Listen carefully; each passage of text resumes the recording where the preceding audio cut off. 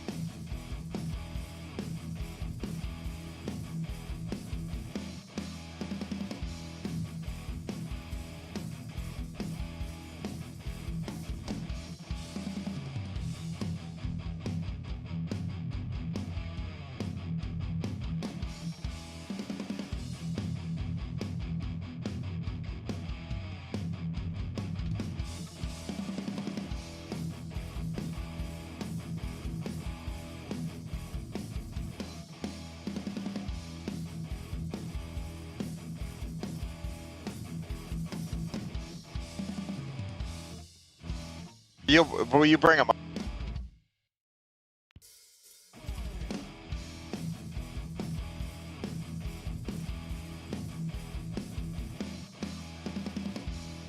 All right, good evening, ladies and gentlemen. We're here for the hometown heroes tonight for the Coast to Coast Racing League. And we are definitely in our pre-race show here right now. So we've got our guys out here practicing it up a little bit. And as always, I want to appreciate everybody with the Cool Rays Coast to Coast Racing League. Well, real quick here, we're going to have John Hine. He's going to bring up one of the drivers from the Gamma Motorsports, Daniel Vaught, who has done a pretty good job here, and get a few words in with him here. But while we got our practice and our pre-race show here, so let's bring up Daniel here and let's get some words with him there, John. Hey, Daniel, this is John up in the booth. You got a copy? Howdy, how's it going? I got a copy. Hey, bud. Well, last year you were runner-up in this series, and how's your start of this new season coming along? It's been okay, I guess. I think I've had a 7th and an 11th place. Last week was definitely interesting. My internet went out right before my heat race, so I had to start back of the C and felt like I had to pass 20 cars just to make the A main. Yeah, we've had incredible car counts for these things. How do you approach this track different than what you did at Cedar Lake? I feel like you have to have more situational awareness here. You have to be a little bit more cognizant of getting pushed high coming out of turn 2 and turn 4, and you've got to kind of watch out for guys coming onto the track out of the pits and from the back straightaway. And there's just you have to predict things a lot farther out and not focus on what's close up to you as much. Yeah, I mean, definitely more 2 and 3 wide racing here that we're seeing up in the booth. I mean, it's been a great show. But a little bit about you outside of iRacing here. You have been dabbling a little bit in those modifieds. You want to tell us about that? Yeah, I end of last year I bought a used Mod Light with a Suzuki GSXR motor, and been running that a little bit this year and trying to learn real life dirt racing. I'm only about 5 races into it. I've already flipped for the first time, so that was fun. It's always good to get those out of the way, and you can get on with the program. So how much of it are you finding that are you learning anything here you can take there? Are you learning anything there you can bring back in when you get on iRacing? Man, I'd like to say that I've learned something from iRacing, but I feel like I've got a lot more to learn, and I'm not sure that it translates over into real life. The having mirrors and the being able to see behind you and to your side is such an advantage in iRacing that you just really can't simulate in real life, or you don't get that opportunity to simulate in real life. And my background is road racing, and having 3 or 4 mirrors, and that's been one of the hardest things to get through my head, is racing without a mirror. Yeah, you got to learn how to feel, feel them around you, and that takes a lot of time to get used to. I know when I started racing, I junked a lot of equipment, learning those lessons and how to do that. Not only junked my equipment, but other guys too. So be patient there; it'll come to you. Outside of the sprint cars here that you run with us mostly, is there any kind of other iRacing that you enjoy or dabble in here when you do log on? Yeah, my 2 favorite cars these days, other than running sprint cars and midgets, which I love doing that on dirt, but my other interests are GT3 road racing and the Radicals. I really love those 2 cars and those 2 divisions, and I like the endurance racing that we can do with VRS, and I guess that's pretty much what I do mostly, other than doing midgets and sprint cars.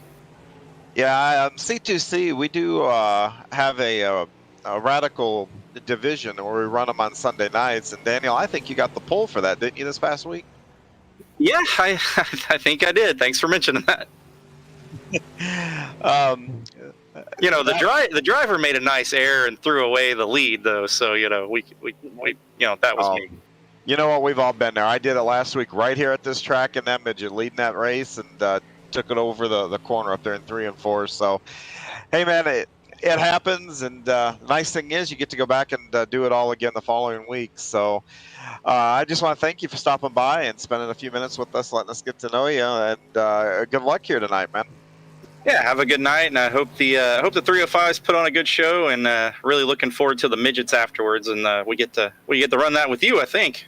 Yep, I'll actually climb in the car and be there in that race, so that'll be fun. I look forward to it. Yeah, you guys have a good night. Yep, thank you. That's Daniel Vaught, the driver of the 180 Gambler Motorsports Vans sprint car. Yeah, no doubt, right? Like you said, man, Daniel's had a pretty good, kind of up and down season, but he's had actually a pretty good season so far there. Like you said, these guys are still out here trucking around. Looks like we've got a few seconds left here in our practice, as always. Appreciate everybody tuning in. We got some good special things coming on here tonight. Kind of a wild, unique thing. Andy Piercefield does this actually because he's one of the ones that owns Cool Rays Heating and Plumbing and Electricity there down in Atlanta, Georgia, and they have like a school that they teach a lot of their interns and so forth, and at the end of it they give them a trophy, and it's actually a toilet bowl. So tonight we got what we call the Toilet Bowl 100. And it's going to be very interesting to see when we get to that, as we're flipping it over now to be our qualifying, and make sure I get up here. I'm going to say Pit Stop Podcast still the qualifying sponsor. My paper over here actually, yep, there it is. Okay. The Pit Stop Podcast still qualifying, and if you have not checked out Pit Stop Podcast, check them out on the Coast2Coast Racing Network on YouTube. Each week, it's usually on Sundays, they bring out a new one. Preston Cranmer, Roger Craig, and company there. They give you some good insights on what's going on the series, the leagues, everything's happening, and then they have special guests throughout the week. They might have a driver, they might have a sponsor, they might have, who knows what they're going to have on there. So definitely check out the Pit Stop Podcast. Always like to give a shout out to Mr. Plummer there in the Atlanta area. Check him out, Mr. Plummer. If you get some pipes, man, clogged up, man, to get it situated for you. He is trusted in the Atlanta area. So if you're down in that metro style area of Atlanta, check out Mr. Plummer. He's the driver of the week there. And obviously we're here live with the Coast2Coast Racing Network here tonight, as always. So See what we got here in our qualifying, John. Yeah, I'm out on the track here. And looking Yeah. at it, it's pretty I tacky. love doing this here. Yeah, with John. Yeah, let's get on him real quick. And John likes doing this. We like been doing this on the broadcast here week in and week out, folks. If you've not followed along with us on the Hometown Heroes, John gets out here during the qualifying real quick. He's going to go around and kind of show us in these 305s maybe what some of the guys are going to have to deal with or run into. So, John, let's see what maybe what some of these guys might have to deal with here tonight. Well, as you can see out on the track, early on we see this top groove really be the way to go. And, again, the trouble spots are always going to be going up over the cushion. But, the guys down in these bottom two lanes that will be running through here, you can have a car. There's enough room, as you can see, for a guy up on the top side of you. There's also room for a guy on the bottom side of you. So, when you're on one of these bottom two lanes, you've got to be cognizant of who's around you. And as you come out and swing out, you got to make sure nobody's there or has a run, and you're going to push them right off. But the worst thing to have happen to you is you get pushed off. And I know I've showed this before, but this is a long way to go down this back. We'll go back down here. Look how far down this. It's easy for me to get down here. This is a long way to go down here. This fence goes way down, and if you get down here, you're in trouble. That's all I can say. Well, folks, like I say, we always like doing that, kind of give you insight. We call it our tech moment there, insight with John Hine on the track. We're getting set here, heat race number 1 here tonight. Folks, hang on to it. It's going to be a good one because we got Lucas Oil Empire Sprints here. 37 years of 360 sprint action in the Northeastern U.S. and Canada. They got a lot of top stars out there that run. Check them out on Facebook and Twitter. As always, Lucas Oil Empire Sprints. Here we go. And hopefully my gridding will pop up here for me real quick on my ticker side. It's not showing anything yet, so 9 laps. Oh boy. Lernerville. I like this track because in the name it says it all. Lernerville. Yeah, this track it likes to teach lessons. Unfortunately, especially for guys like me, we're a little hard-headed. And, the lessons it teach, it usually history will repeat itself. So you'll get the lesson more than once, especially jumping over the cushion here and getting off the backstretch, or especially over in 3 and 4, that area. All right, here we go. Finally got it up here. All right, guys, we're about to grid it off here. Heat race number 1, Lucas Oil Empire Sprints here tonight, folks. We had some great racing last week with the late models and the big blocks out there.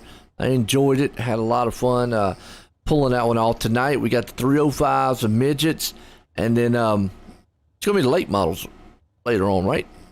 That's correct. We'll do a big 100-lapper tonight. So going to be a long night for those guys and those tin tops. Are they counting the cautions? I don't know. I'll figure it out when I'm on the track. Whoever sets that server up, if you're listening, please count the cautions on that one. We will be here for a while, hopefully. Anyway, I mean, I say that in the nicest way. I mean, actually, because when I say it that way, it sounds like the guys are going to do nothing but just tear up the cars. But hey, we got some top-notch guys here in the league, so.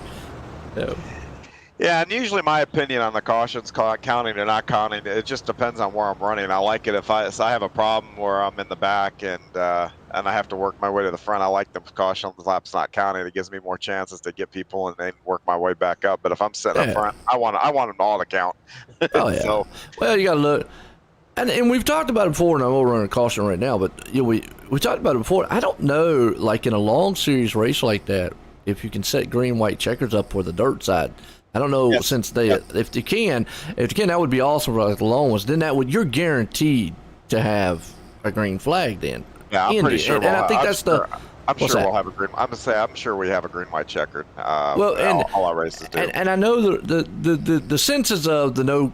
obviously in real life they do it on dirt tracks, but the senses of the real quick, the reason they don't do it on iRacing, so it ends under a green, because a lot of times, man, dirt races have ended under caution, unfortunately, and it happens. It even happens in real, but here we go. Green flag flies. We're racing 305 action out here tonight. Heat race 1.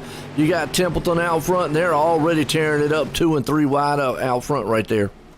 Yeah, Templin, Vickery, and Brandon Schultz are 1, 2, 3 with Spangler down on the bottom. And like I said in that little track preview, up top is where you're going to want to be. Those guys just freight train Spangler to the inside there. Yeah, it did. Looked pretty good. Templeton right up top. Here's down low. Vickery's trying to put that slide job on him. And behind him, you got Schultz and Spangler right there. Remember, the top 4 go to the feature. Spangler right now hanging on to that 4th place spot. Battles on for 2nd. Vickery's down low. Schultz up high. Templeton still out front leading this one. And cars off the track. I think that's Mike Cranmer, I believe it is. Actually, yeah. Yep, Mike Cranmer. And Nicholas Vickery is running right through the middle, and it's cost him. He's dropped now from 2nd back to 4th. Just being the lane down right there where he's at has actually hurt him a little bit. So we'll see if he can get that lane working before the end, but the laps are clicking off here quick. Oh, absolutely, and he's back there in the 4th place spot. Like you said, you got Steven Bixler, who's a little bit far behind, so the Vickery does have some breathing room right now as the top 4's climbing away. They got a huge battle happening back there in the back. Shaughnessy, Schatzer right there along with it, and Bixler's kind of away from that battle. Those two guys back and forth, and as Shaughnessy takes it off the track, lesson learned right there up front here. Vickery, Spangler in the wall.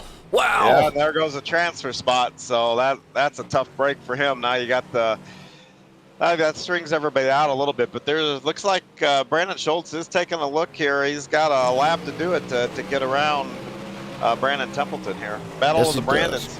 Yeah, battle of the Brandon, like you just said right there. He's going to look it on the inside. He's got 2 more turns to get it done. Heat race 1. Empire Lucas Oil sprints here. He looks to the inside. Top side's going to be the dominant. Templeton's going to take the win. Bixler's going to be the one sneaking into the final transfer spot. Vickery 3rd, Schultz right there in 2nd. What a heat race here to kick off the show. Yeah, I can tell you for Steven Bixler there, coming in 4th, moving up that spot's going to be huge because with the field this size, I wouldn't want any part of the B main, no matter how fast you are, all kinds of things. You saw Spangler, running really well, had a fast car, and just the slightest mistake, and this track will bite you. Absolutely. I always say, man, wham, and it's over with. Icon Sim Sports is a Heat Race 2 sponsor here. If you're looking for one-of-a-kind sim rig chassis, definitely hit them up at iconsimsports.com, www.iconsimsports.com. They will get you, it don't matter if you're big, tall, small, little, it'll be built just for you, Icon Sim Sports. We got Jeff Fitzpatrick out front, Brian Moore Sr. there in 2nd, Tom Taylor starting 3rd, Trent straightened up in 4th, Joe Canellis right there, I hope I said that right, in 5th, Gary Taylor there in 6th, Roger Craig in 7th, Dave Tomashi, and again, I hope I said that one right there in 8th, and Nathan Aldridge in 9th. I think that's right, Tomashi? I do believe that's right. Close. Not, he'll correct me on it. Appreciate it. What's up, Bill? Hey, Joe. Good to be back with you. Just to let you know.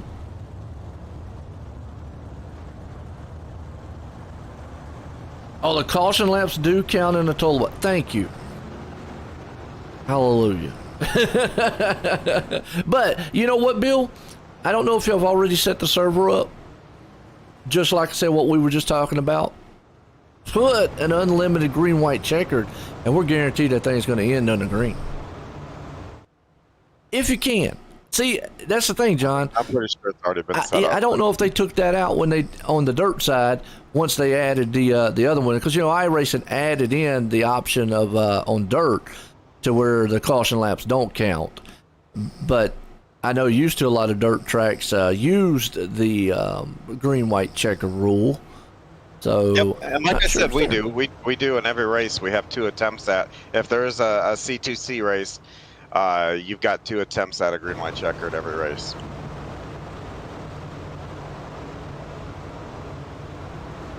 Well, how would that be possible if the cautions never count? It works. Oh, man. Hey, either way, there you go. Learn something new all the time. Green flag's out. Here we go.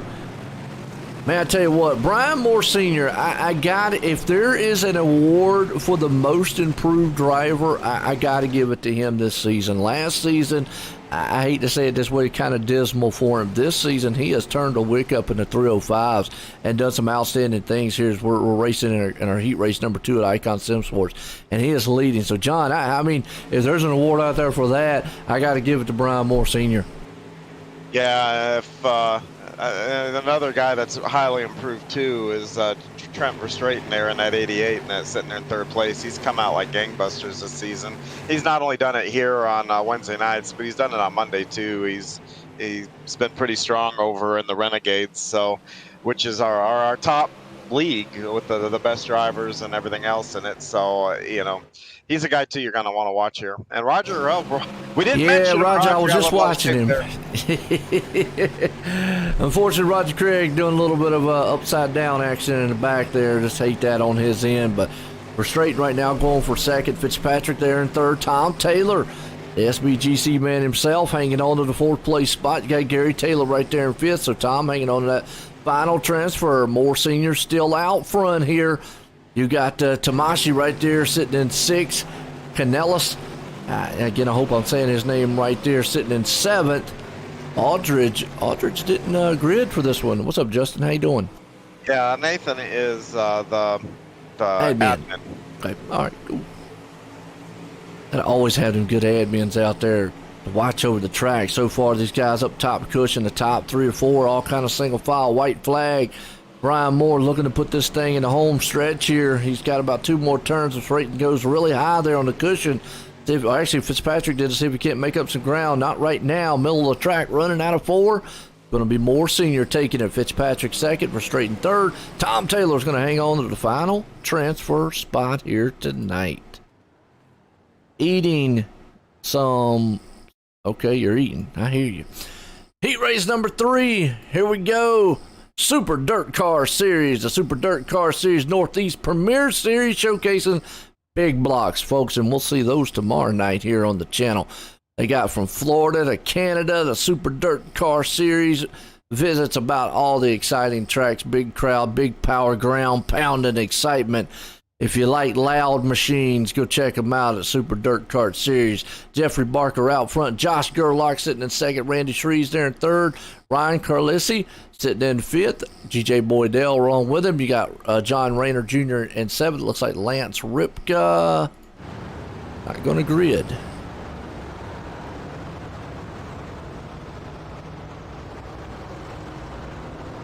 Yeah, it looks like as of right now, Lance is still on the trailer. He disconnected there, so hopefully he didn't have any kind of problem or whatever, and just maybe found something better to do. Who knows? Found something better. John's enthusiastic tonight, folks. I'm telling you, he just found something better else to do. I don't know. I don't know. I mean, to me, that's better than something bad happening. So anyway. I know that there's been some storms. I don't know which part of the country you got that hurricane down there. Coming up through Virginia, or not Virginia, excuse me, Florida, yeah. Yeah, through the Panhandle and up through Georgia there. So, let's hope for the best and keep them in the thoughts and prayers down there too. So. Yeah. Yep. Green flag about to rise here. Here we go. Heat race 3, Super Dirt Car Series here. Barker Gerlach out front. Gearing it up. It's a good little paint job out there from old Barker's. We're seeing here we go on the inside. Talked about it earlier. These guys going to drive it down low. Try that slider line, but still up top might be the way to be here so far. Yeah, that middle line is starting to come in a lot better than what it was in the first 2. I see Jeff Barker there is holding serve. It looks like the top side is just a little bit quicker, but look at the run that Jeff is able to get coming up out of the corner there. And actually, whoa, little contact and Gerlach's off the track. We got a big one in the back too. Gerlach and John Rayner got together. Josh came back on the track in a manner that probably was ill-advised there, and he had it to do over again. He probably would do that a little different. Well, I tell you what, the man that benefited from that is John Quill. I'm gonna hope I said that right there too. But some of the new names out here, folks, and I'll be honest with you, I struggle with them. So I don't know if y'all heard that. My dogs just went crazy outside. But John's hanging on that final transfer spot here. GJ Boydell, he got caught up in a little incident earlier, lost his front wing. He's going to see if he can't get up there to John. So we got a race heating up for the final transfer spot. Yeah, and you got a race for the lead heating up too, as Randy Shreves is all over the tail tank of Jeff Barker. Yes, it is. Well, I'll tell you what, them guys was 2x2 up there for a while for the top four. For the top three, you got a lap car right there involved in with them, but you got Barker leading this one. Shreves hanging all over the back end, like I said, trying to see if we can hook him back in. Here comes Carlissia there on the inside, actually on the backside, watching those two guys. White flag one more time, battle for the lead here. As a crisscross, Shreves takes it. Yeah, let's see if Jeff has anything for him down here in 3 and 4 to get it back, but looks like Randy ran a really good line through there and is able to hold on to it. And John's going to eke it out. Quill's going to hang on to the fourth and final transfer spot there. Calissa there, him in third, as that's going to bring us up to heat race number 4, Gambler Motorsports. Folks, if you're looking for an outstanding e-racing or esports racing team that loves to compete week in and week out on the iRacing platform, dirt, sports cars, oval, endurance style racing, check them out on Facebook. Give them a like and share and follow them up on Gambler Motorsports. Daniel Blau out front. Luke Gazaric there starting in second. Lane Snook in fourth. We got Daniel Vault sitting in third. Gabe Blau fifth. Billy Richardson in sixth. Terry Landis in seventh. And Bob Curtis hanging on to that 8th spot. Here we go. Lane Snook took all 3 races the first week there, John, but he wasn't able to capitalize. Still had a good run last week. So let's see how he does this week. Yeah, and Daniel Blau's been pretty strong here too this season. Of course, then you got Daniel Vaught there in the second row, who was runner-up last season. So, there's a lot of competition here, from front to back. So this should be a pretty good one. And now that you've got a couple more than one lane, it looks like, as Randy Shreves made that pass last race, not on the top, but in the middle. The top has still got speed. The middle's come in here. So, we saw some 2x2. I expect that to continue here.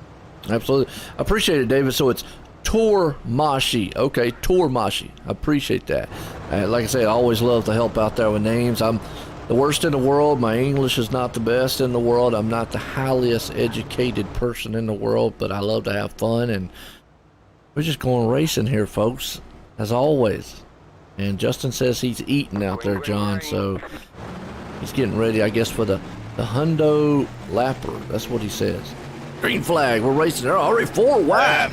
They didn't waste any time there. Whoa. Wow. They got excited here on this one with Lane Snook hanging on to the 4th final transfer spot. A little hairy back there, though, as the top 3 guys nose the tail tank there. Still Lane up in the 4th place. Gazaric hanging on the 3rd. Lane looks to the inside. He's going to try to see if he can't. That's actually Luke, excuse me. He's looking down the inside for the lead. He's going to take it for the moment. Crisscross. Oh, man, Gazaric went into the corner, sitting in 3rd, trying to slide the first 2 guys and paid for it. He came out the other end. They were 4th, but now he's fighting back into 3rd. Yes, it is. Look at Snook up top, threaded the needle there. As you see Vault down low, they make a little contact between Richardson. Oh, and Vault's going to pay the price into the wall. He's going to lose it. Richardson's going to hang on to 4th. Gazaric's hanging on the 3rd. Snook's up in the 2nd. Here we go, Blau, but it's not over with. Terry Landis wants that final transfer spot. Yeah, Terry's got a couple laps to get it done here, and he's working that bottom just like Terry does. Yeah, and I have to say it every week, almost like a broken record. If there's anybody that make that bottom work first, it's Mr. Terry Landis. Reminds me of old Ryan Beagle machine there. He loves that low line. Like you said, Goldner, he's the one that's the high line man. Right now, Landis lost a little ground on Richardson as he's falling back in the trap there of Gabe Blau, and Daniel Vault's back at it again, so it might be heating up a little bit for the 5th place spot. Here we go. Landis makes a little bit of ground on him. In the meantime, it's all Daniel Blau out front. You got Lane Snook trailing him right there in the tire tracks. A white flag. Luke Gazaric hanging on the 3rd. Billy Richardson, though, is the man in that final transfer spot, but he has got Landis there. He's got 2 more turns to get it done. Yeah, he does. It looks like no one's in danger of going off at 3 and 4 as they come by and check checkered flag. Awesome run there in that one. The Gambler Motorsports heat race number 4 here tonight. And that's going to push us over to heat race number 5, Can-Am Racing Team. CART, the Can-Am Racing Team, features Coast2Coast Racing from U.S. to Canada and has been here for the inception of the Coast2Coast Racing League tonight. So appreciate Can-Am Racing League heat race number 5 sponsor. Dean Reynolds out front. Zach Chapman starts in second. Jamie McCarron there in third. Ty Skolbluck. Ty. We'll just say Ty. Richard Holland there in fifth, and Jeffrey Kemper in sixth. Donald Dory in seventh, and Craig Vault rounds out the 8th place spot here as we're getting set for heat race number 5 here tonight.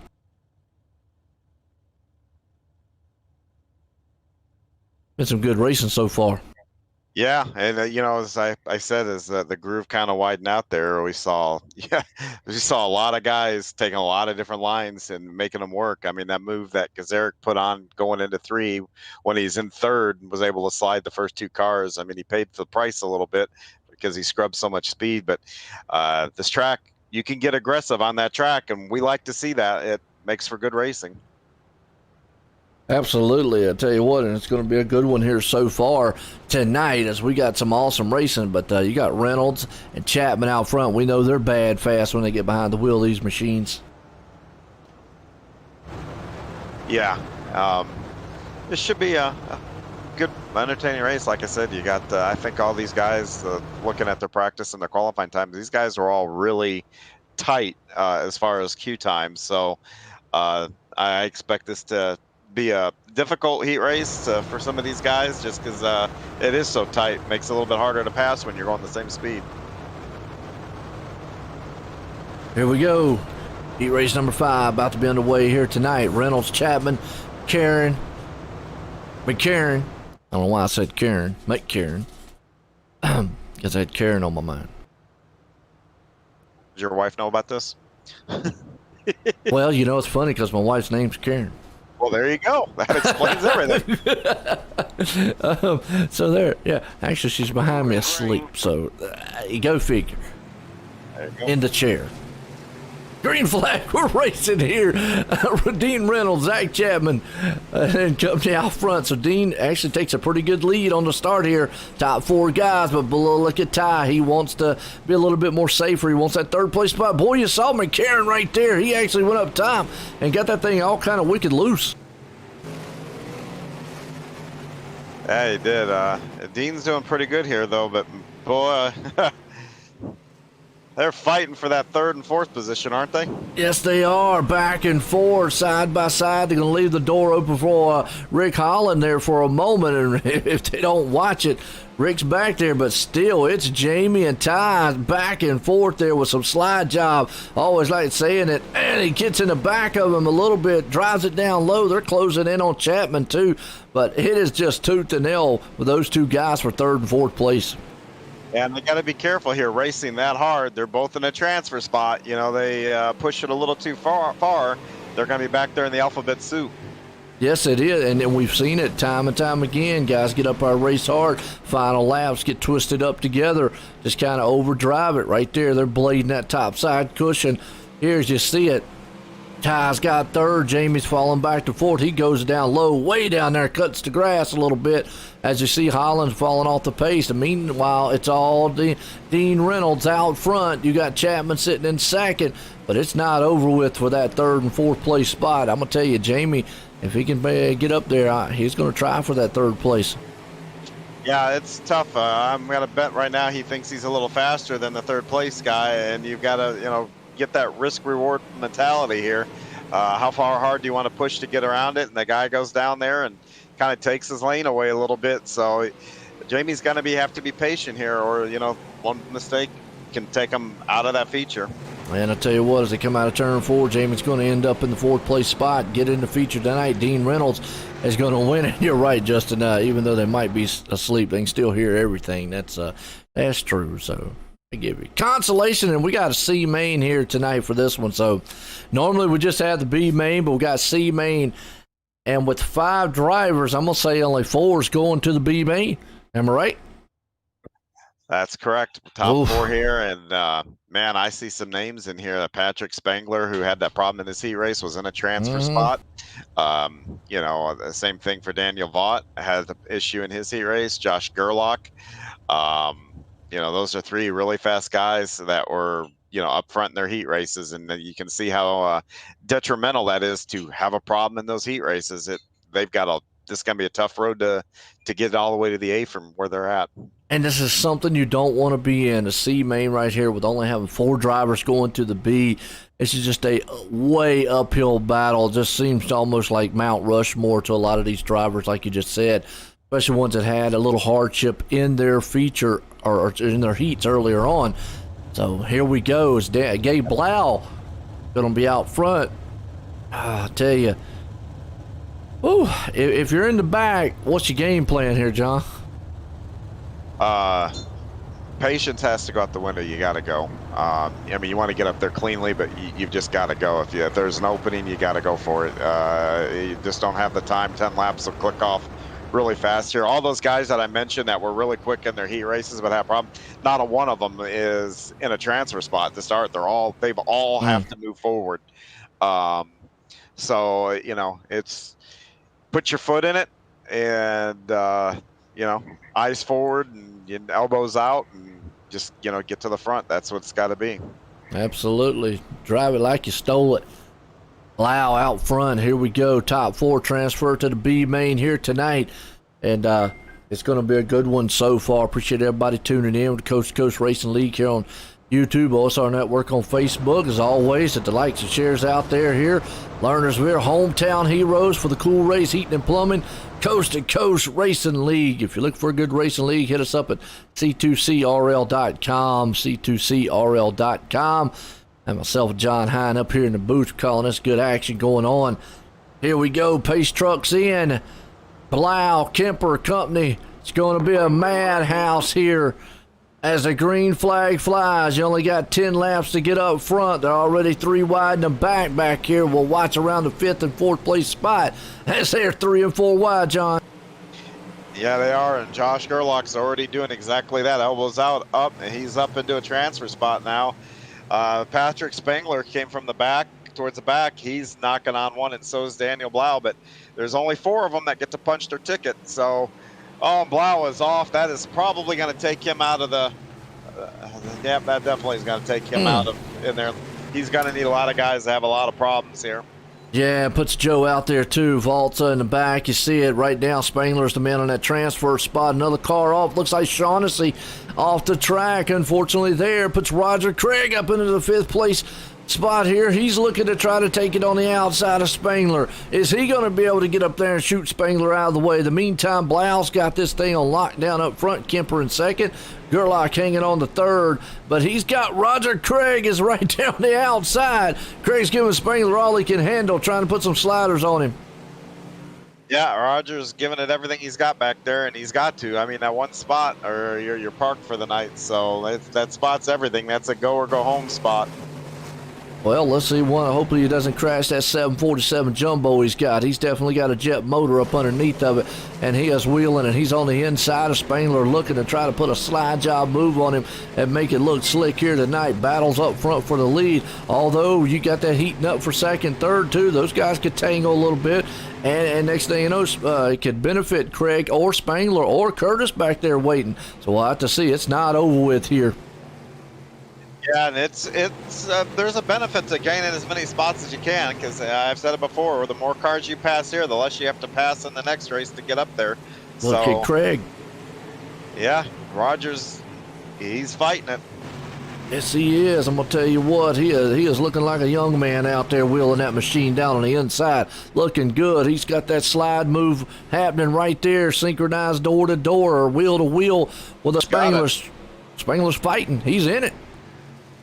Yeah, Roger took it from him, and now he's got to hold on, and Spangler crosses him over with 1 lap to go. One to go, final time. Can Roger Craig hang on to it? Is it going to be Kemper or Spangler? Because it's heating up with the top three. 2 more turns. So Roger's falling off the pace just a little bit. Not going to have enough time to get it done. Kemper's going to be the one pulling it off in the final transfer. Yep. Spangler's third. Blau is second. Gerlach brings it home in the lead. What a race that was. Pull us over to our B-main here tonight, sbgc3d.com. Folks, if you're looking for some great 3D printing, anything being done, check it out at sbgc3d.com. We'll see some of the work here later on in one of the advertisements that Tom Taylor actually does for his printing company. Woo! 4 cars go to the featured here. So again, more excitement. Yeah, and there's 12 of them that are scheduled to start. So, you know, some guys are going to go home as usual here. And you see guys in here like Terry Landis and Josh Gerlach. And, you know, elbows out, eyes forward. You got to go. All right, Taylor. Gary Taylor. Schatzer. I hope I'm saying that right. Does that sound about right? Schatzer. Yeah, that's Schatzer. how Okay. I'm having a hard time pronunciating that. John's a better English major than I am because he's from up north, you know. So you know they got better language. St. Louis isn't quite up north, but y'all got better language than they. My wife's got better language. She's from PA, man. She's got that like great language. Man, I'm from the South, man. Yeah, I'm from the South. My language is like ugh. No, it's not language. It's just you got a different dialect. That's what it is. Yeah, there you go. Yeah. I always say I'm English. It's either bad or terrible. So there you go. You say you, we say y'all. Just depends on where you're at. Yeah. When I say y'all, yeah, y'all coming back down? I come up with unique sentences a lot of times. We get set to go Consolation Racing here. Well, they bumped up on that restart. Yeah, that was chain reaction. That's going to hurt some guys. Josh Gerlach, I think that kind of got him. And Terry Landis goes around. And ouch. Yeah, I hate that. Disappointing for him, yeah. Well, right now, the 4th transfer spot. Look at Rick Holland. Yeah, Gerlach is having all kinds of issues in the back. They're like 4 wide in front of him. When they get 4 wide in front of you, you got nowhere to go. No, you don't. I mean, it's closing up the track, but you can already see there John Rayner. He is hanging on to the 6th place. Mike Cranmer in the mix now. Spangler, the one who started almost dead last here, who got into the transfer spot there. He is kicking on the back end of Holland and is now in that 4th and final transfer spot. What a move by this guy, Patrick Spangler. Yeah, this is picking the right lane there when everybody got stacked up at the beginning. He is able to blast through there. So he's fighting now for that transfer spot. Yeah, it is, and he's right down low, kicking the tires here. He's got Holland up high. Holland's trying to hang on to it. They're closing in on Gary Taylor. It's a 3-car battle for the 3rd, 4th place spot there. Here comes Spangler. He would love to. He's having to do it the hard way. So right now he's putting a textbook out here. He's got it up the 3rd, into the wall. Man. Holland hard. Yeah, that's a tough break. That's going to really make it, those top 4 guys now have a clear shot to make it to the A. They just need to all calm down and make sure they don't make any mistakes. Well, right there you see Gary Taylor hanging on to the final transfer spot. Gerlach right behind him, battling for his life with Mike Cranmer, seeing if he can get up there, but time's running out, laps winding down. It's all about Schatzer out front right now. Kurt there, who is leading with G.J. Boydell right behind him. Patrick Spangler, who has just climbed from the last to almost to the front here as he's up in the 3rd. Gary Taylor still holding to that final transfer spot as time is winding down here. Yeah, I'm thinking Boydell likes having that front wing. He's missing in his heat race, and he's moving up with that wing on. Yes, he is. That thing is handling like a dream right now. He's hanging on to 2nd, but look at Patrick Spangler. He is learning something. Look at a slide job he put. Almost went in there and took them both out, but he was able to hang on to it down low. White flag one more time here for our B-main. Yeah, that's been a little too close for my comfort. Final time, final turn. It's going to be all Schatzer there. Boydell in 2nd, Spangler 3rd. Gary Taylor's going to bring it home in the last transfer spot, and the rest go home here tonight. Yeah, and if Josh Gerlach had one more lap, I think he'd have gotten Gary Taylor. So that's a tough break for Josh. Well, that brings us up into our intermission here, folks. As always, don't go anywhere. We're going to be right back, get a word from a couple of our sponsors. We'll be right back here in a few.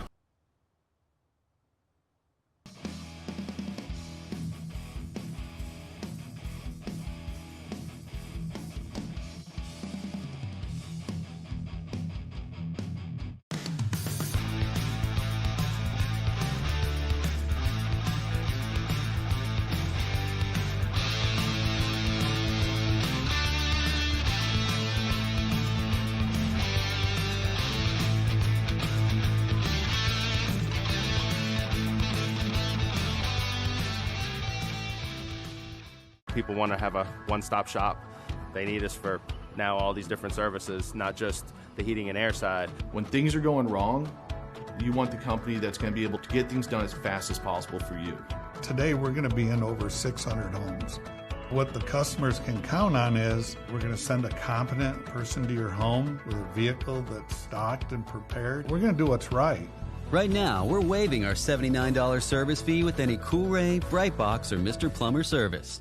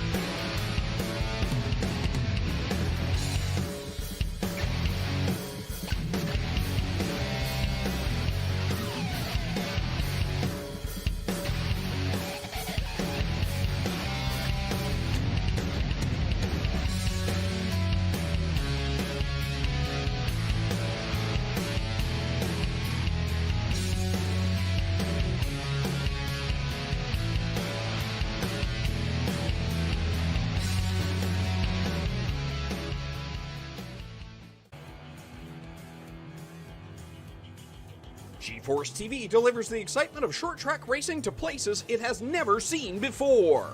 With dynamic production elements and state-of-the-art technology, GeForce TV proves what the racing community already knew.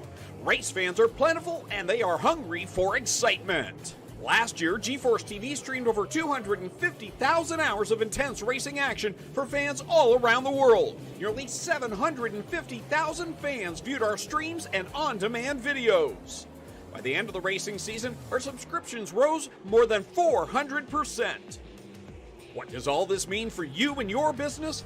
Motorsports marketing in Canada has never produced such amazing and measurable results. Cashing in on the benefit of motorsports marketing is easier than it's ever been. Work with a team, work with a speedway, work with a series, or join the excitement directly with us at GeForce TV. We are excited to see you all back at the races. But until then, see it all on GeForce TV. Subscribe today for free at GeForceTV.net.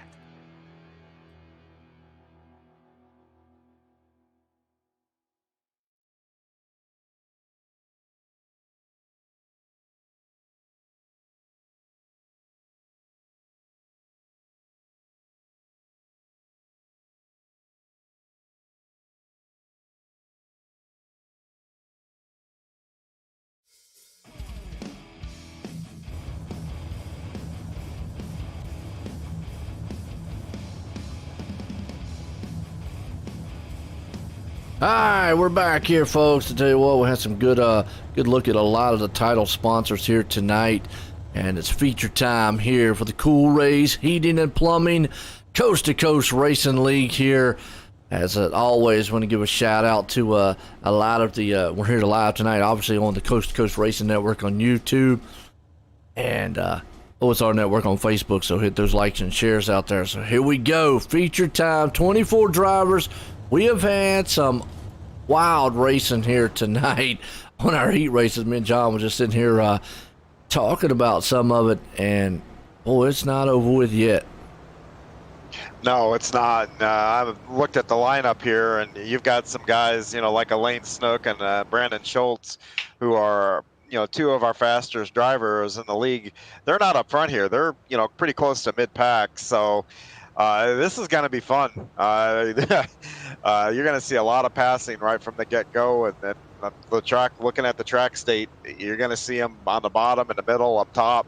Go where they're not, kind of racing, which makes it exciting for us. Biggest thing I've seen, we had Cedar Lake last season here for the Hometown Heroes. Biggest thing difference I've seen between Lernerville and Cedar Lake with the 305s is these cars here at Lernerville don't bog down as much as they did at Cedar Lake. These guys are able to slide these things around a little bit more, so I think that's kind of helping them out, and so forth and so on. So we're getting set to go here. Green flag, feature time here tonight. Cool Rays Heating and Plumbing, Coast2Coast Racing League here. Templeton Moore Sr. out front. Green flag in the air. 24 about to do battle here at Lernerville. And they are under 5 wide in the back. Yeah. Wow. Wow. Yeah. I'm just sitting there with my jaw on the floor, man, and thinking, oh my gosh, these guys are, they're going for it. Yep, 3 wide for the lead. Templeton way to the top. So Moore Sr. in the middle there. Blouse down low. Here comes Shreves, Brandon Schultz and company. But what you got to look here in this mid-pack car around way back in the back. But that mid-pack, they are still clamoring 2 by 2, 3 wide back there. It's a jungle throughout the whole entire field. Yeah, it's Jeff Fitzpatrick that got a little out of shape back there. But I tell you, I said this last week, for our asphalt fans out there, this really does look like Talladega. It's pack racing on dirt. Yes, it is. And right there, you see Verstraeten in the middle pack. Gazaric hanging on to the 11th place spot. Dean Reynolds along with him. So you got cars up front. In the meantime, Templeton, he is trying to check out. You've got Schultz and Blau back there on each other back door. Everybody's kind of single file. You got to go back here to where Lane Snook is around the 9th place spot. And Nicholas Vickery, Zach Chapman and company, they're 3 wide, just putting sliders on each other. Yeah, they're fighting tooth and nail, and that's all the way back for 9th. And I said this last week. The crazy thing is when you're up front, you're thinking, man, you're pushing and you're driving fast. But when you get back in the pack, man, I race harder back in the pack than I ever do if I'm running the top 5. I mean, it's crazy how that works. It is. You saw right there riding along with Nicholas Vickery. He saw Lane Snook put a slide job and then lose a lot of momentum. Lane pulls back to 10th. Verstraeten's right there battling with him. In the meantime, Templeton's still out front. You've got Blau there in second. Schultz, we're just trying to keep in the middle here and watch all this action throughout the field. Chapman got up there on the cushion. Almost made that thing go over the top. Yeah, now they're 3 wide with Lane on the bottom there for that position. And Lane pulls up in front of Vickery to take that spot. And Vickery crosses him right back over. Wow. car hard in the wall back there. I don't know who that was. I think it was actually either roundabout where Tom Taylor and Dean Reynolds is. Actually, it might have been Jamie McCarron who got in the wall, kind of climbed it up. I was able to keep it straight. Zach Chapman down on the inside. He's got restraining on his outside. Gazeret right behind them. That's a good battle, like you said, around about 10th place spot.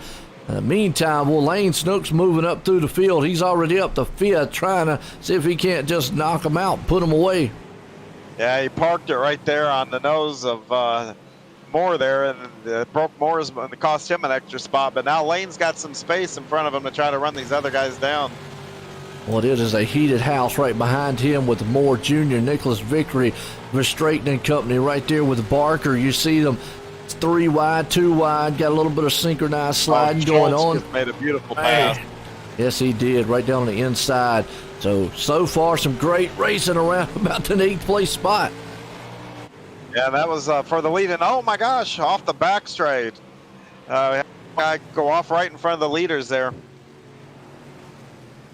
It looks like John Quill off the pace, but in the meantime, Schultz took the lead.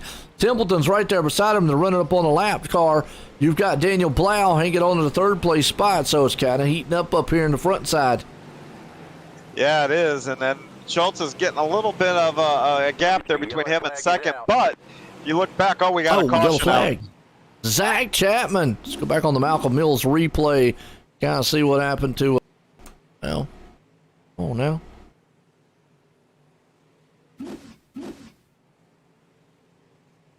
Oh, some reason I it know what won't. happened. Let's go back. I did this very thing last week leading that midget race. Well, for some reason, I'm going back on the replay, folks, here to Malcolm Mills, and it's showing Chapman blinking, and then came back on. A lot of blinking going on back there in the back. He just jumped the cushion is all he did there, and then he had to kind of come to a stop up there to let the other guys go back. Because you remember in the heat race where we had a driver jump right back on and wipe another guy out. Exactly the proper way. Well, it was showing when I went back on the replay, it was showing him flashing and blinking a lot. So not quite sure why. Who knows? But like you said, unfortunate on his end. Yeah, and I'll tell you this: we just ran half the almost 2/3 of the race, or 3/4 of the race actually. Green flag. Now these guys are all going to catch their breath. This is a big break for someone like Lane. Now he's going to get right on the tail tank of the guy in front of him. So these guys get to gather it up, get their wits, and make a dash here to the end. They are, like you said, we went a long time. About 5 laps to go when they go back green here. And in the meantime, it's going to be all Templeton, Schultz up front here. You've got the Daniel Blau along with him. Pace trucks in. Here we go. Going to go single file on the restart. Out of turn 4. Getting set. Green flag's back at it. Boy, Schultz gets a good jump out front along with Templeton and Blau. Like you say, Lane Snook right there is going to try to take it up the top side. But here comes Shreves down low. Yeah, Shreves is up to the inside of Daniel Blau there going into 3, and Lane's got to follow him down to the bottom. We'll see how the bottom works against the top right here. It is. You see Blau right there on the back tail tank. Old Templeton getting a little bumpy up top right there. Snook takes it way down low with a slide job of himself, brings it all the way to 3rd place. He's up to 2nd right here. Yellow flag is out. I am not sure what in the world the yellow flag was on. I don't see it either.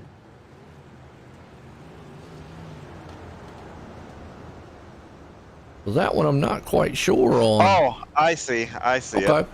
Who was it? Give me 1 second here, and I can give you a car and a name.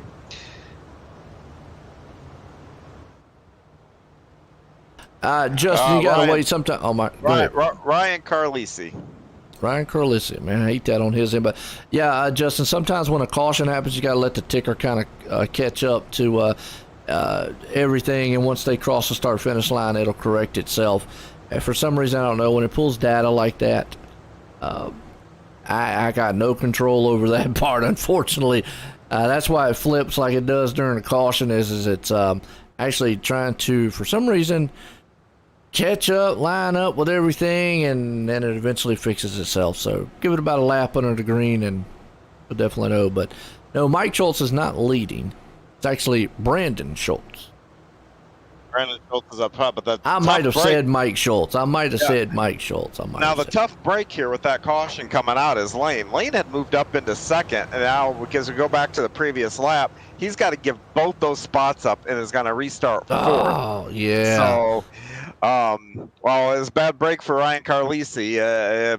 It's a tough one for Lane, too, because now you're down to 3 laps here. He's got 3 laps and 3 cars. We'll see if we'll call that the good old dirt car rule there, unfortunately for those guys. But here we go. Green flag flies, and we'll see. I mean, as you see Schultz go out front, boy, he goes high, and you see those 3 cars behind him. There's Templeton, Blau. Here comes Lane. He's going back for the pass on the inside. Wide job coming out of 4, and let's see how much speed he scrubs off because Brandon crosses him over. Yep, old Chapman in the back into the wall, unfortunately, wrecking it. But so far, it's all Schultz out front. You've got Snook. Well, he takes it back to the second place. He's running out of time, though, to run down that leader. Let's see if he's going to be able to have enough time. Battle's heating up as the white flag's out. One more time. Well, third place is heating up huge right here between Blau and Templeton as they get together. And Templeton's in trouble. Victory's going to slide it up into the 4th out of turn 4. It's going to be all Brandon Schultz winning. Snook there. And boy, they were just beating and banging each other for the 4th place spot. But Daniel Blau's going to end up in 3rd. What a finish to this one here. And like you said, John, most of that race went green flag. Yeah, these guys, and they went green flag, and these guys were 2 and 3 wide. So these guys did a real good job here tonight. And, made a heck of a race for us.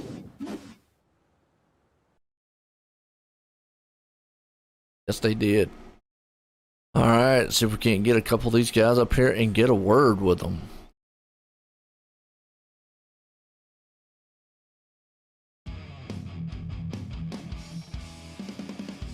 Looks like we got waiting for Daniel Blau. See where he's in here. Oh, right there. All right, let's bring up 3rd place man, Daniel Blau. Let's get a word with him. Hey, Daniel, this is John up in the booth. You got a copy? Yes, sir. Man, that was a wild one with a long green flag run there. Tell me about your night there. Yeah, I was a little bit bummed actually to see that caution come out. I would have been fine just finishing where we were, but as you know, cautions breed cautions and more action. And I don't know what happened with Brandon there. I had a teammate spotting for me, said I was clear there on that last lap, and I came up and I felt him give me a star check. So I probably owe somebody an apology, but it was still it was a good race. It was fun. It was nice to be up front for most of the part. The last couple of weeks I've struggled with qualifying and then got caught back and had to come through the C and B main. So it was nice to at least be up front racing this week. Well, that's a good confidence boost. But you held your own up there. It was good to see you up there. And, I noticed that the practice went on a little longer. Did the track change too much? Because, I saw Lane make hay on the bottom there. Did you ever get a chance to go to the bottom and give that a shot?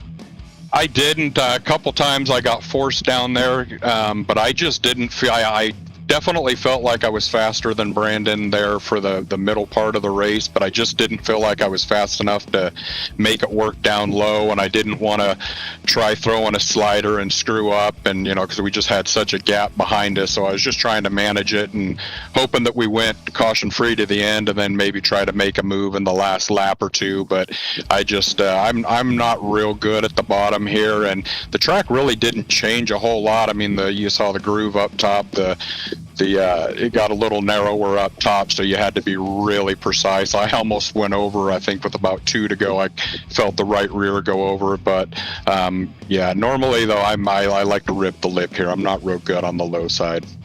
That grabs your attention coming down to the end like that and almost going over. God knows I've been there. So yes, sir. Yes, sir. Good to keep your composure and bring it home. Nice finish tonight. Anybody you want to give a shout out to?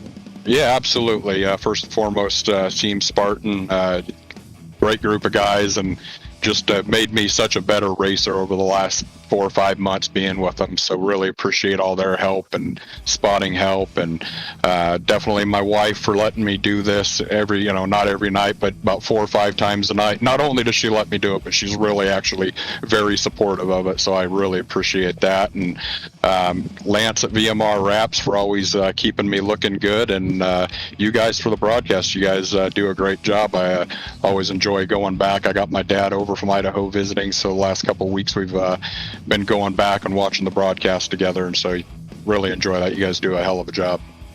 Oh, very cool. Well, I'm glad it's always good to see Dad when they come home and whatnot. So congratulations again on another solid finish tonight.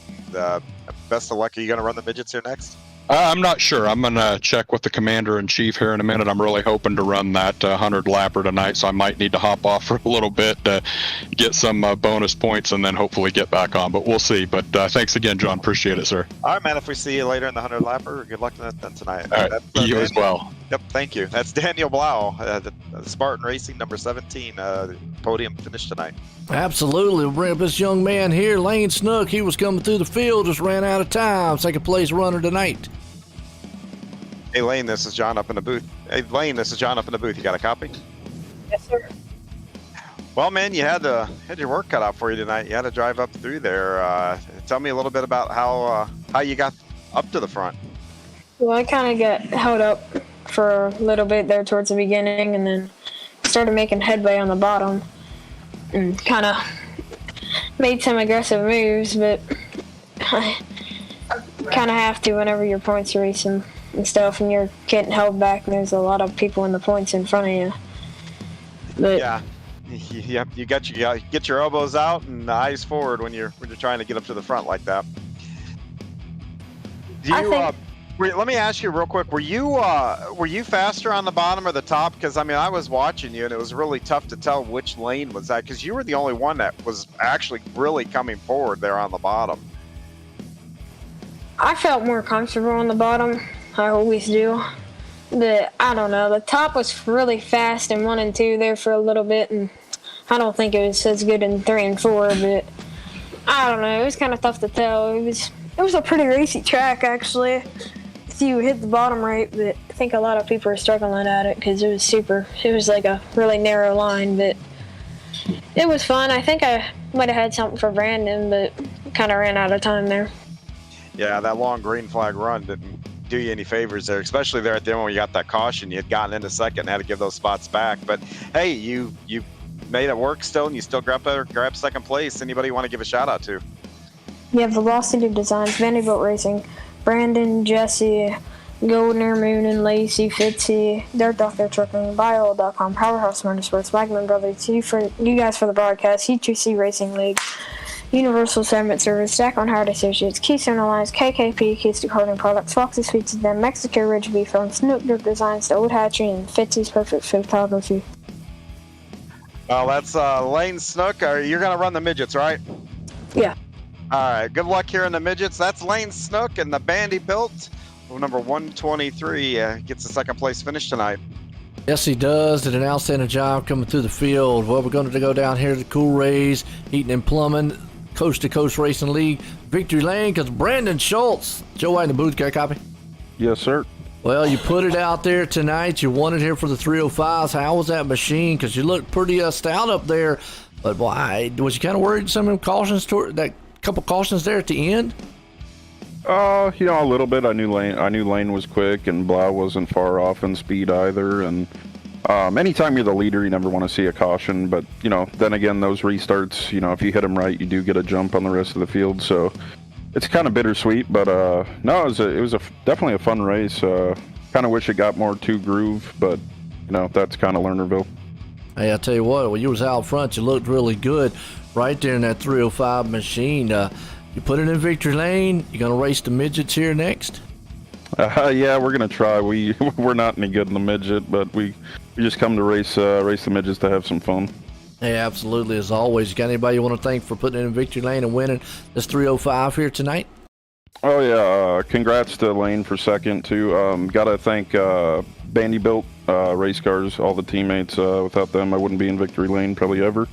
So I got to thank them, ABR Setup Shop. If anyone out there is looking for speed, ABRSetupShop.com.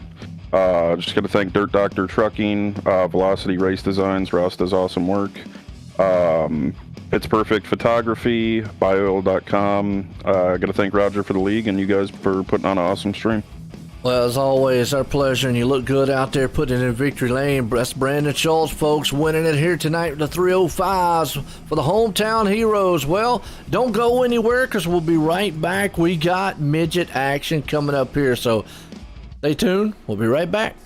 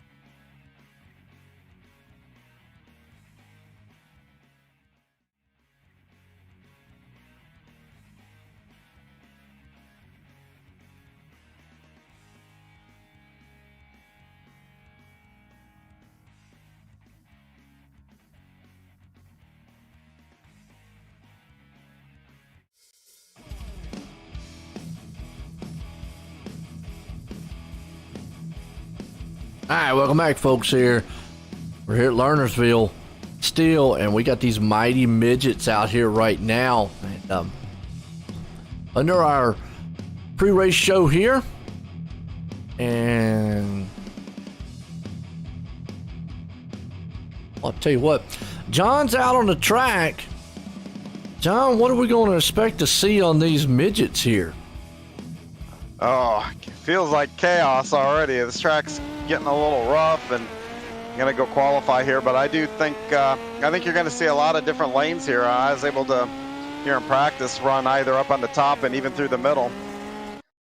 It's good. Like you said, we're about to flip it over here to the Pit Stop Podcast qualifying session, and we'll let John run his qualifying here for that, as we'll actually just kind of ride along with him on his qualifying, as he's going to put down a bad fast lap for us. I know.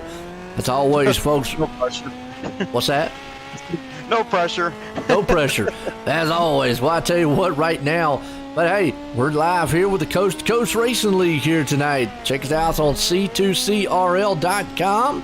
and also live bringing it to you for the Coast to Coast Racing Network here on YouTube, and as always on the OSO Network on Facebook. And we've got action on the channels and actually on the channel here of the Coast to Coast Racing Network on YouTube Monday, Wednesday, and Thursday. So definitely tune in for those as always. Tonight, the Hometown Heroes. Now, these are the midgets. A totally different style car than what we just saw with the 305s. No wing, no anything like that. A lot smaller base style car than what even the 305 would be. And then later after this, we've got the late models. And let me tell you, folks, it's going to be neat because Andy Piercefield and company over there at the Cool Rays Heating and Plumbing, they're giving away, it's called the Toilet Bowl 100. And no, they're not going to be driving toilet bowls out on the track, but they are going to get a trophy that is actually not a real toilet bowl like a big one, which that would probably be kind of cool with your name engraved on it. But anyways, but a trophy style that looks like a toilet bowl. So with that said, 100 lapper coming up after this, but we got to get past these old midgets here tonight. And we talk about John. He puts down a quick time, 15:82. Going to start him in 10th here.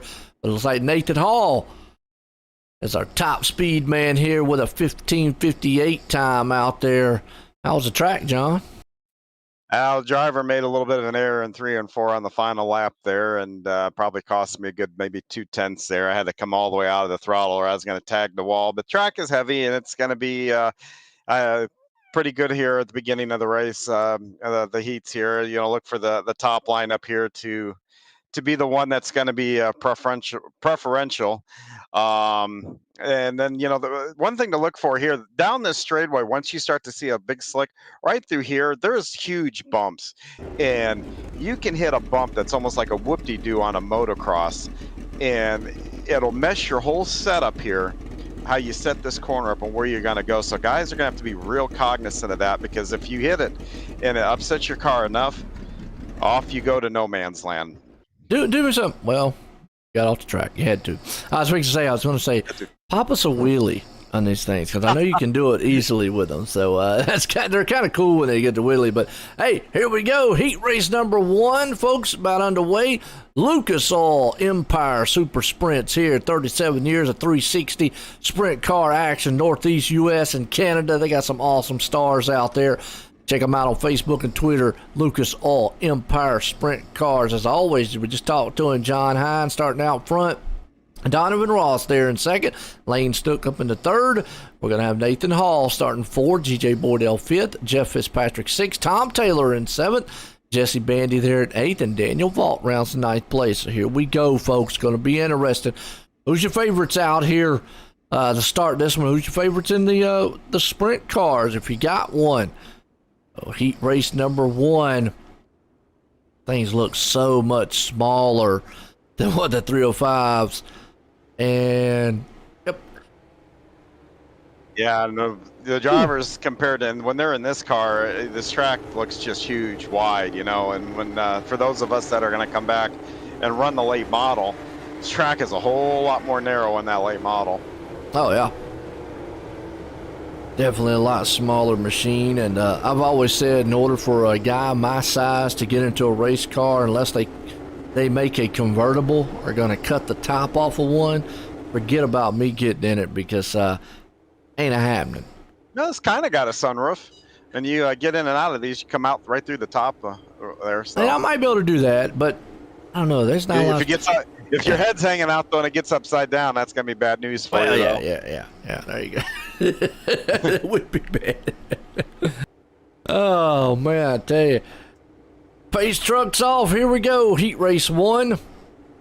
Cool Rays heating and air AC plumbing here tonight. Coast to Coast Racing, as the midgets are off. Our heat race 1. Lucas Oil Empire Super Sprints. Already a little contact up front. Donovan Ross goes off the apron. He's out of it. John Hine losing it to Lane Snook. They're going to battle it back and forth. Snook's to the high side. Lane's meeting the middle. Actually, that's Hines meeting the middle right there. He's got Nathan Hall looking down there on the low side with the green Hulk machine. Meanwhile, though, the top two is going to kind of move across as that fourth and final transfer spot there of G.J. Boydell is heating up along with Jeff Fitzpatrick. As you got Lane Snook still leading out front. Hines trying to pull him back in, reel him. Nathan Hall's hanging on the third. G.J. Boydell and that Cheeto machine, he's right there in fourth. Fitzpatrick there in fifth, hoping old Boydell makes a little bit of slip up and he can get up there. You see the car slide out of the turns. Here comes Jesse Bandy back in the sixth place spot. Tom Taylor off the track.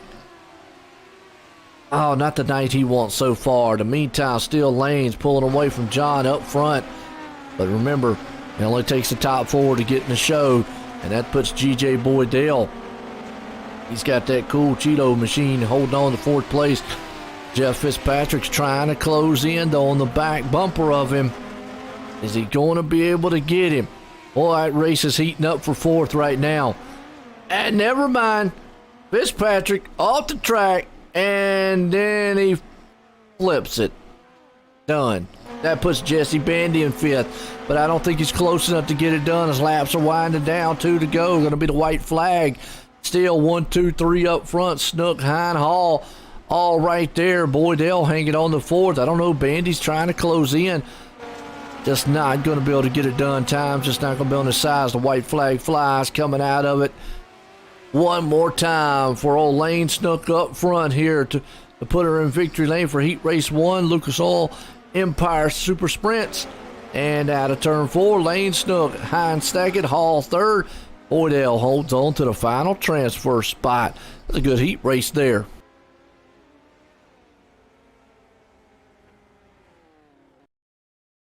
Puts us in a heat race number 2, Icon Sim Sports. That's www.iconsimsports.com. Folks, if you're looking for a rig, one of a kind, built for you, check out Icon Sim Sports because they will definitely get you fixed up. Terry Landis out front. Zach Chapman starts in second. Nicholas Vicker in third. Jack Kitt right there in fourth. Cecil Kirkpatrick in fifth. Barry Goldner in sixth. Patrick Spangler seventh. Preston Kramer there in eighth. And John Quill rounds out the ninth place spot. As we get set for Heat Race 2. All right. Justin, did you fall asleep? Or are you still out there eating?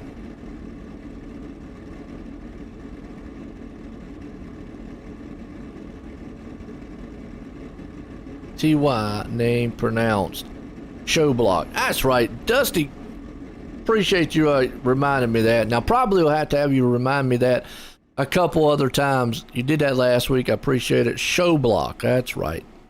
Oh, that's Ty's last name? That's Ty's last name. Yeah, and last week he told me that too. But you know what? My mind is like an empty gas tank. It's empty. Yeah, I'm good at remembering things as long as I don't fall asleep. And, well, unfortunately, that happens about every night. So... That's a good excuse. I need to try that. It looks like Preston and John did not grid. Preston looks like he was DQ'd, so I'm going to bet he is probably admitting. And what about John? Like John? What about John? I'm going to go back to what I said. Maybe he found something better to do. He disconnected. He manually disconnected. I like that. John Hine tonight, folks, says, look, if you're just not in the race, you just find something better to do, or you're just, well, not here. Yeah. I feeling under the weather here the last couple of days. It's feeling something better to do. Anything sounds better to do than feeling like crap. So. Oh, yeah. Hey, I don't blame you. Sometimes allergies and stuff like that time of year, unfortunately. Here we go. Heat Race 2. Icon Sim Sports. Midget machines out here. We got Landis, Chapman, Vickery.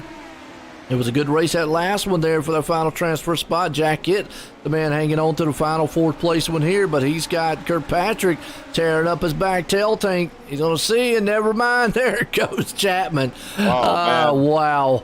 He just fell over the top. Easy to do here, and I almost did it a couple times in that heat race. That's why I kind of just backed down. I was like, you know what, I'm in second, and we got another one over. Oh, Nicholas Vickery. Almost in an exact same spot that Zach did. Wow. I tell you, I put Spangler up in the fourth and final transfer spot right now. They got a lot of breathing room. So like what you said, there's nobody behind them. So the top four kind of out there running their own race. Spangler not happy with the fourth place spot, but doesn't want to mess it up, because if you look back here, Victory's back on the track. So if Spangler or something was to get into trouble, it'd be definitely well over with. He could find himself out of this one. Yeah, if you're sitting in the top four, I don't know how many these guys use their relative or whatever, but it's situational awareness. You just got to know, and if you're in that top four and got that big gap, there he goes. Wow, and right off the track, a mistake, and he's Spangler, if you're listening, if you're listening, Spangler, you've got a huge thing, but Vickery now was able to catch up on you, so you do that a couple more times, guess what? Yeah, I'd be a whole lane down, kind of. That's what I did in the heat, and it just, you go fast up there. There is no doubt. You go real fast right up on that cushion, but it's real easy to get in trouble. And I think that's what he's done. He's just went way back down there to the bottom side. We got a battle for the lead. Landis and Hitt, though, they're not done with each other. Yeah, Terry's doing what Terry does on the bottom, and then looks like Jack kind of snuck up there on the outside on him. White flag one more time out of turn 4. Is Jack Hitt going to pull it off? Yes, he is. Terry Landis comes home in second. Kirkpatrick there in third. And Spangler is going to hang on to that fourth final transfer spot. He says, forget about that cushion up there. I'm going to stay the middle down low. I had enough. Almost cost me. Wow. This is the heat race number 3. That means Terry's going to start somewhere near me in the features, so I just need to figure out where he's at, and we'll follow him, because he'll be on the bottom, and he'll go to the front up there on the bottom. There we go. Supercar Dirt Series here from the Northeast Premier Series, showcasing some big block modifieds. You'll see them tomorrow night here on the channel from Florida to Canada. You want ground pound in action? Check out Super Dirt Car Series. Jeffrey Barker out front. Stephen Goldner starting in second. Josh Gerlach in third. Brandon Schultz there starting in the fourth place spot. Tommy Gom there in fifth. You got Nathan Daniel Blau seventh. Mike Cranmer starting there in eighth here, as our heat race number 3 is about to heat up here on the track tonight. Yeah, the final heat of the night, the final shot to get in here. We have 4 guys that are going to try to punch their ticket and get in the main show. I do believe maybe everybody may make it in here tonight, actually. Yeah, I'm going to bet everybody makes it. So it'll be good to have everybody on the track, and hopefully we'll put on a good show for everybody. Absolutely. Apologize out there, folks. Looks like your little stream might lag, broadcast might lag just a little bit on you out there on both sides. Again, I know a lot of the storms are coming from Florida and actually supposed to hit here tomorrow night. So I'm going to go ahead and say heads up, because I know we got the show tomorrow night. Hopefully everything's good. My power stays on and we're good. Here we go, green flag. Green flag. We're racing, like you said, heat race number 3 here. Super Dirt Car Series. Stephen Goldner gets a good jump out front. Schultz right there along with it. Gerlach's hanging on to the well. Well, it's a 4th place. And then here comes Schultz down low. So it's a battle for the top 4 spots. Yeah, and I'm hoping Gerlach has a memory about what happened last race here. He's up in a transfer spot, got himself in trouble, and those top 4 now have run away from everybody. So, they got to go into that. Just how far do they want to push? Absolutely. You got Schultz there hanging on the 4th. You got Barker there low along with Gerlach. They're battling tooth and nail. You go back here to Daniel Blau. He's waiting in the weeds, because if these guys gets in trouble up front, it definitely can put them out, make Daniel Blau right there in. As you see, Barker falls back. Here comes Blau He's back there, so Barker's hanging on to that final transfer. In the meantime, it's all Steven Goldner up front. Yeah, it is, and then Goldner just kind of ripping that lip, and he does it well. But he's actually being a little conservative because he is down about a half a lane from where the really, really fast line is. And Goldner, he loves that high line, but he knows sometimes when he's out front, protect everything that he can. You see Daniel Blau wrecking off the track, unfortunately. Puts Tommy Gom right there. Tom Gom up into the 4th and 5, or up in the 5th place spot. He's going to see if he can't push it in. Oh, what did Barker almost flirting with disaster. Did you see that? He had that back rear tire. It was almost over the cushion. Yeah, now you had a couple of guys come back on the track here right in the middle of the leaders, which hopefully they don't cause a problem here, but that may open the door for someone to make a move on somebody else here. Yes, it is. You see Barker still hanging on. Schultz right there down low, hanging on the 3rd place. Gerlach, he's up high. That's a battle for 2nd, 3rd. Checkered flag out of turn 4. It's going to be all Goldner winning this one. You got Gerlach in 2nd, Schultz 3rd. And Barker's going to hang on to that final transfer spot. What a heat race it was for the Super Dirt Car Series. Heat race number 3 here tonight. I'm going to put us up in our heat race number 4. Maybe. No, we're going to the B. We're going to the B main then. All right. B main, SBGC3D.com. What's that? Well, no, we got a 4. C? We got a C main? Yeah. Oh, wow. I'm a little surprised here. Only 4 go. How many started the... I'm a little surprised by this. This would be a server, how the server was set up. You're going to take 4, and I'm going to bet when we go to the B, we're going to take all 9 out of the B and have a 21 car field, which is unfortunate because everybody. How many cars started? Well, we should start 24, but we're going to. Right, but I'm saying how many cars were in practice when this thing first started? Because I didn't check. Let me count them up here. 2, 4.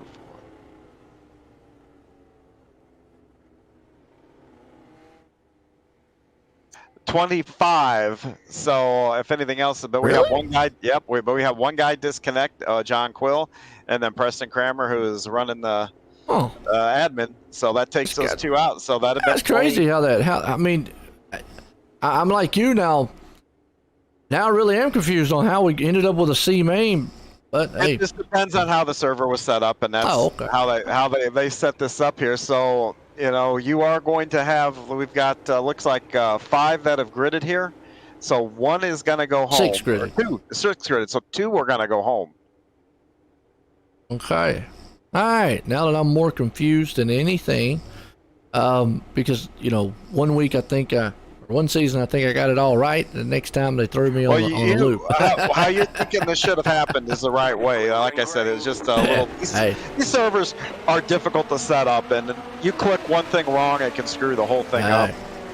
So I tell you what, better on y'all than me, as always. We're racing C main here, like you said. 4 going to go. So right now it's all Donovan Ross out front, Daniel Blausen in 2nd, and Goldner in 4th, and you've got Tom Taylor upside down, unfortunately, back there in the 6th place. So now you're going to have 1 going to go home, which is Nathan Aldridge, who is right there on the outside of Goldner. He would love to get that 1 more spot. Yeah, that's going to be the one, because that's actually that's going to be the end up being the transfer to get into the main, because I do believe everybody in the B will transfer. So that 4th and 5th position, that's the go or go home position for the night. Absolutely. You see Nathan right there trying to close in on the back end of Barry Goldner. And John Quill said he just could not figure anything out, so he's just going to wait for the late models. And sometimes, hey, that's the best way to do it. If you just can't figure it out, wait to something that you're really, really good in. Not everybody's good in all cars, so good call out there instead of just trying to get out there and maybe mess up someone else's night. Good sportsmanship on your end there, John. I like that. Nathan's still trying to see if he can't climb on the back end there. Barry Goldner, see if he can't take that final transfer spot. So he's trying everything he can do. Yeah, and go on what you said about John Quill there disconnecting. These are probably one of the hardest dirt cars to drive of all of them, actually. So these things are not easy. But boy, I tell you what, that transfer spot, you know, right now Goldner's got it. Aldridge wants it. He does, and he's right down the back tail tank. He's just hoping Goldner would make one little slip so he can get down there. Looks to the inside. Goldner is still protecting that lane. He just cannot get the bike coming off the turn. He can get it going in, but just can't do anything coming off right there. They're almost kind of dead heated even right now. Yeah, in fact, I would even say Aldridge is a little bit quicker, and they're just, the thing is, they're both running in the exact same groove, so Aldridge is going to have to figure out a way to get around him. You know, that's that old adage, you know, catching a guy is one thing. Here he goes to the outside, passing him is another. Yes, it is, and he goes to the top. He's off the track. Wow, he went for it all right. He tried everything he could, but unfortunately that's going to do him in. White flag flies. Donovan Ross one more time around as Barry Goldner's going to just hang on to the fourth and final transfer spot here. Fitzpatrick comes in third, and Daniel Blau's going to bring her home in second. What a C-main that was. Yeah, that action-packed here. Now we'll roll up to the B. Now we got your B main, folks. All right.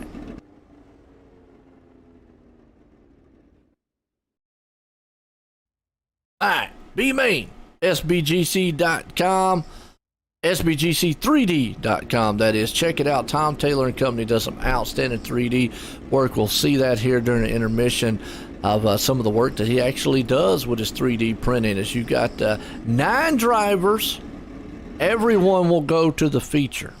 Yeah, it even says 12 transfer, and there's not even 12 out there. So, I mean, heck, maybe it even could be an iRacing mess up that would get the C main. It's unfortunate because those three guys that were in that didn't transfer through the C main could have raced tonight. But like I said, even if it was, I don't know who set the server up, but I'm going to tell you, I set the server up for the late models, and I have made mistakes. I mean, it is so easy, that new beta UI, not to get in the weeds for people that aren't on iRacing, but there's just a lot to have to set up between the heat races, the practice times. Yeah, it's tough to do. So it happens. We'll get it straightened out next week, I'm sure. Oh yeah, and you know, it's a new platform, new UI, like they said out there. Some are liking it, some aren't. You know, there's always, you know, bugs here and there. People got to get, you know, used to certain things. Like I said, it's just one of those deals, folks. Hey, is what it is. We'll blame it on John. It's all his fault. Fair enough. Yeah, there we go. Well, lights off on the pace car. We're going B main racing here. Everybody's going to make it. So kind of just a position style game here on this one. Our consolation run here. Jesse Bandy's going to be the man out front with Nicholas Victory there along with him, and Tommy Gom, which Tommy does not have his fan club that he had last week. I'm going to tell you, last Thursday, guy had everybody in the sun pulling for him. Pace truck's in. Bandy and Company up front. Green flag, racing with the midgets. Woo, don't know who that was. Just threw that thing in there. That was Daniel Vaught, and he caught Tommy Gom, but boy, they're back there flipping and flying and upside down. Daniel Vaught, Jeff Fitzpatrick got involved with that one. So just like that, in and out. Yeah, it doesn't take a whole lot. That's a tough break for Daniel, but the good thing is they are going to come back and take a look at, or be able to race there in the future. Yes, it is. You got Jesse Bandy down low. You see Nicholas Vickery taking up to the top side, going to the lead.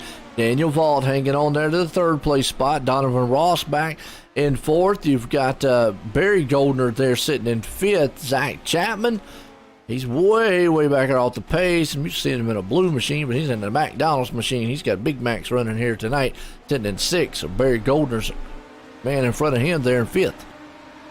Yeah, Zach, he's a gambler driver, and he really likes road racing, and he likes the street stocks and the other tin tops, the late models and that.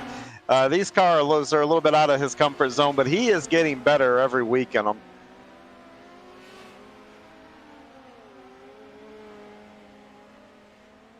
Or like you said, Nicholas Victory still out front running this one. Jesse Bandy right there behind him. Daniel Blau holding on to third. You see Donovan Ross trying to pull in on the back end of him. Everybody's kind of split up a little bit, just trying to see what they can come up with. Maybe for the feature, learn something here. What line's better, low, middle, high, or a combination of a little bit of combination of all of it here. What can I do as this track kind of grooves in? You can see right there, though, John, don't look like the cushion is pushing up. And I think that's actually, let me see, where it coming around. Looks like 1 and 2. Actually, 3 and 4, excuse me. Doesn't look like that cushion's way up there. It's not as thin as it is in 1 or 2. You see old Blau right there. It gets a little out of shape. Yeah, they haven't been running all the way up there. Like I said, I think most guys have been a little conservative. If you want to rip a real fast lap off, you got to be up there. But if you want to, keep her pointed in the right direction and not do some yard work, you probably need to be careful up there and be down a lane. All right, white flag one more time. Victory's along with them. Jesse Bandy's there. Donovan Ross. You got Daniel Blau. Barry Goldner and company still hanging on to 5th. Zach Chapman there in 6th. Daniel Vault back in 7th. Checkered's out. It's going to be all Victory leading this one. And our B main here, that's going to push us over here tonight. Been a good one so far for these midgets and our hometown heroes here for the Cool Rays Heating and Plumbing Coast-to-Coast Racing League. Jesse Bandy comes home a second. Well, folks, don't go anywhere. We're going to word from our sponsors. We'll be right back after this.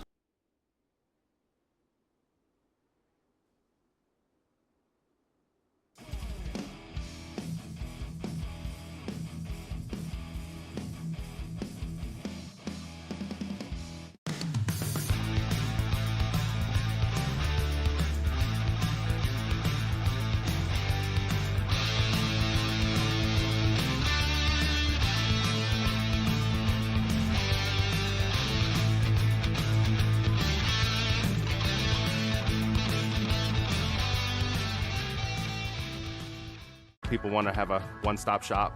They need us for now all these different services, not just the heating and air side. When things are going wrong, you want the company that's going to be able to get things done as fast as possible for you.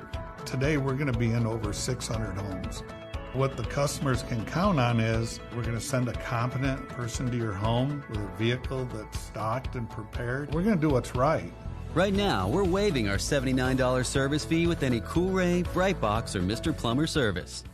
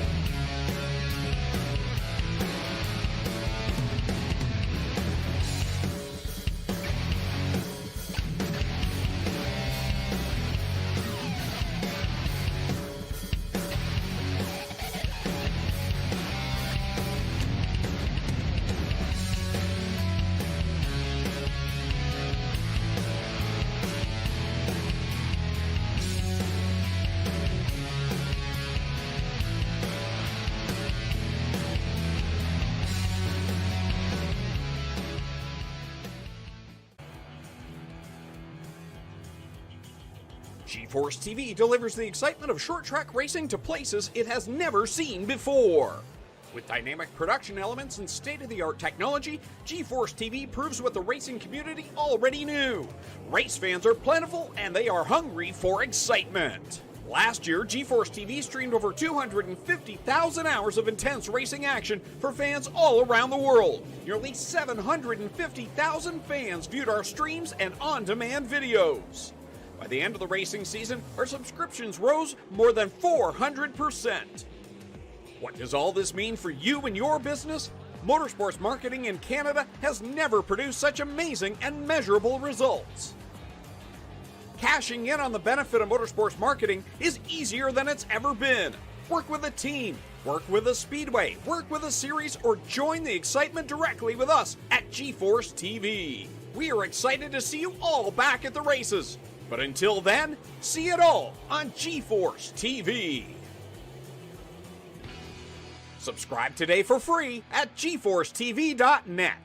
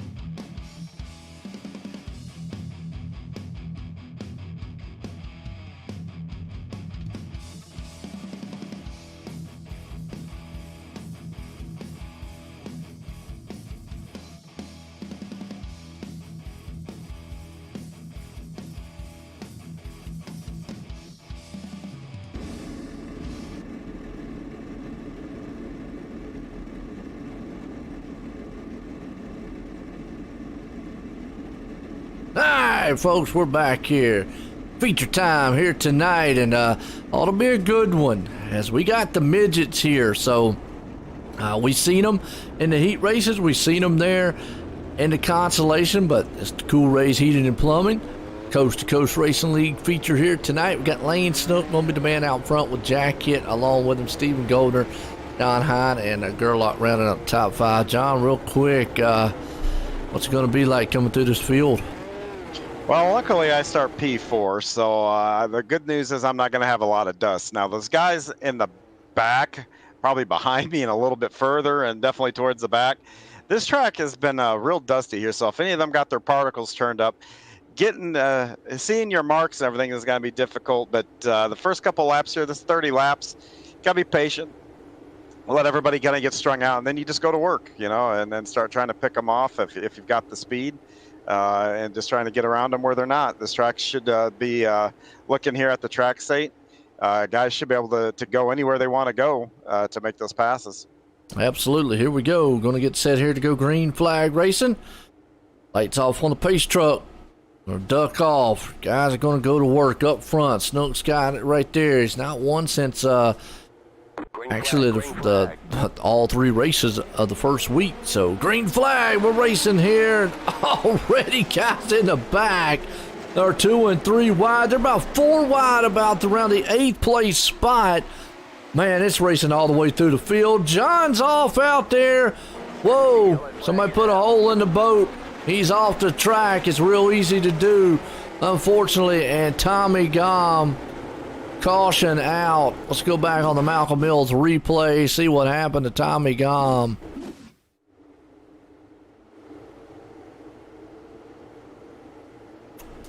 Old Tommy at? Kind of looked like somebody came flying out of the pits. Oh, and this is gonna be a big break for me. Yeah, and quite sure what happened to Tommy right there, but hey, nonetheless, under caution. We'll still give a good shout out to Malcolm Mills for our replays there. Malcolm Mills has been a long-time supporter here in the league. Well, it's all Lane Snook out front, Jack Hitt there in second. Like you said, John, you kind of climbed the cushion there, but that caution got you. Hey, sometimes better be lucky than good. Yeah, I'm gonna have to go back, look at that replay, and send them a Christmas card, because that saved my butt there.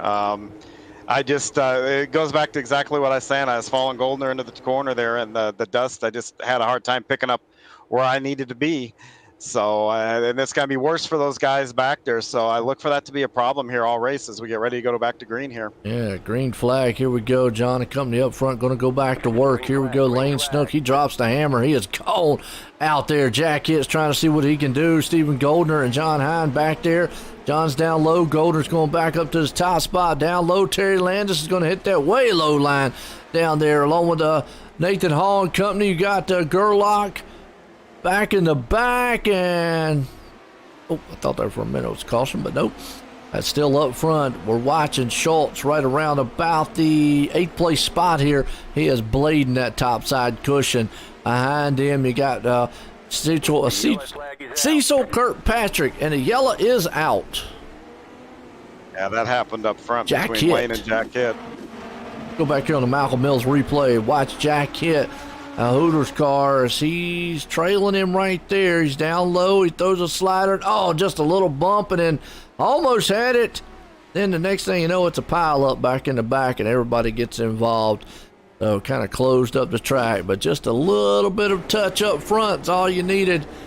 Well, still put Snook out there. Goldner in second. Hines up in third. What'd you see? Anything you can do to get up out of those front guys on this one there, John? Yeah, I think it's going to be tough sledding for everybody here. That top over here, and where we're at now, over in 3 and 4, it's a razor's edge. It's a little more forgiving down here in 1 and 2. So you got options. I've watched Lane. I've watched Lane there on the bottom and both the top, and it seems like, and I've run down maybe towards the middle. So this track, you can go anywhere. So I do believe everybody that's out here you still got options, and as a driver, that's all you want. There are options. Yeah, real quick, got Tommy out there said, missed the start because I flipped coming out of the pits. Did it again, trying to come out again. These cars are just stupid. And I mean, I did it for John. So there you go. Pace truck's in. Green flag flies. Lane Snook, he drops on the loud pedal there and takes it off as he gets out front ahead of these guys. Goldner still hanging on the second. Hine takes to the top side there. Landis down low. Here we go. 3 wide for second place. As John's going to try to flip that middle. We got a car off the track. That's Brandon Schultz. Unfortunately, we saw him in the back there. Yellow flag out as Schultz jumped the top side cushion and went flying. Easy to do. Yeah. All right. Guys are going to try to get settled down. See what happens. I think a lot of these guys are going to learn to say, I know it's fast up there. Stay off of that cushion. And my pace truck, man, he put it in high gear. Yeah, I won his motor. Yeah, he ain't lying. Look at him. He just take off. Now y'all got to run him down. He's going to lap the field. Yeah. And the whole thing about, that risk reward here, it sounds easy. Okay, look, I'm just not going to run the cushion. But once you get to probably 4th, 5th, I'm going to imagine I'm back, and then not having seen it, but I'm guessing it's pretty chaotic back there. So, if you start on the outside, you might not be able to get down to the bottom. You might have to be committed to that top for a couple laps until it gets strung out, as someone might be on the bottom that can't run it very well and start to stack up the inside. But he may not have any option to get up top where he wants to run. So, as we get ready for green here, it's tough sledding.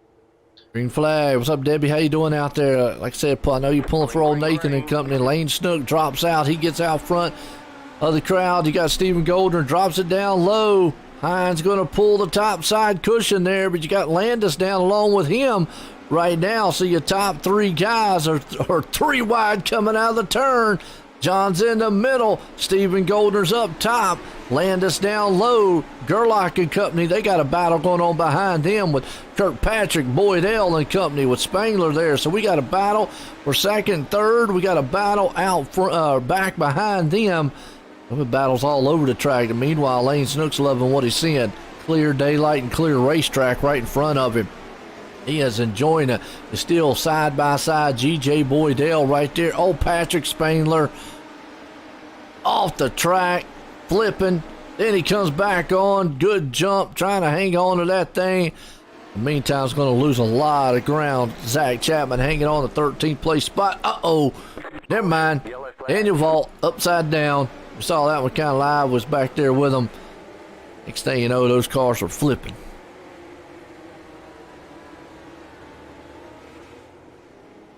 Well, I see you trying to take that thing 3 wide a couple of times there, John. What are you seeing? What are you seeing up there?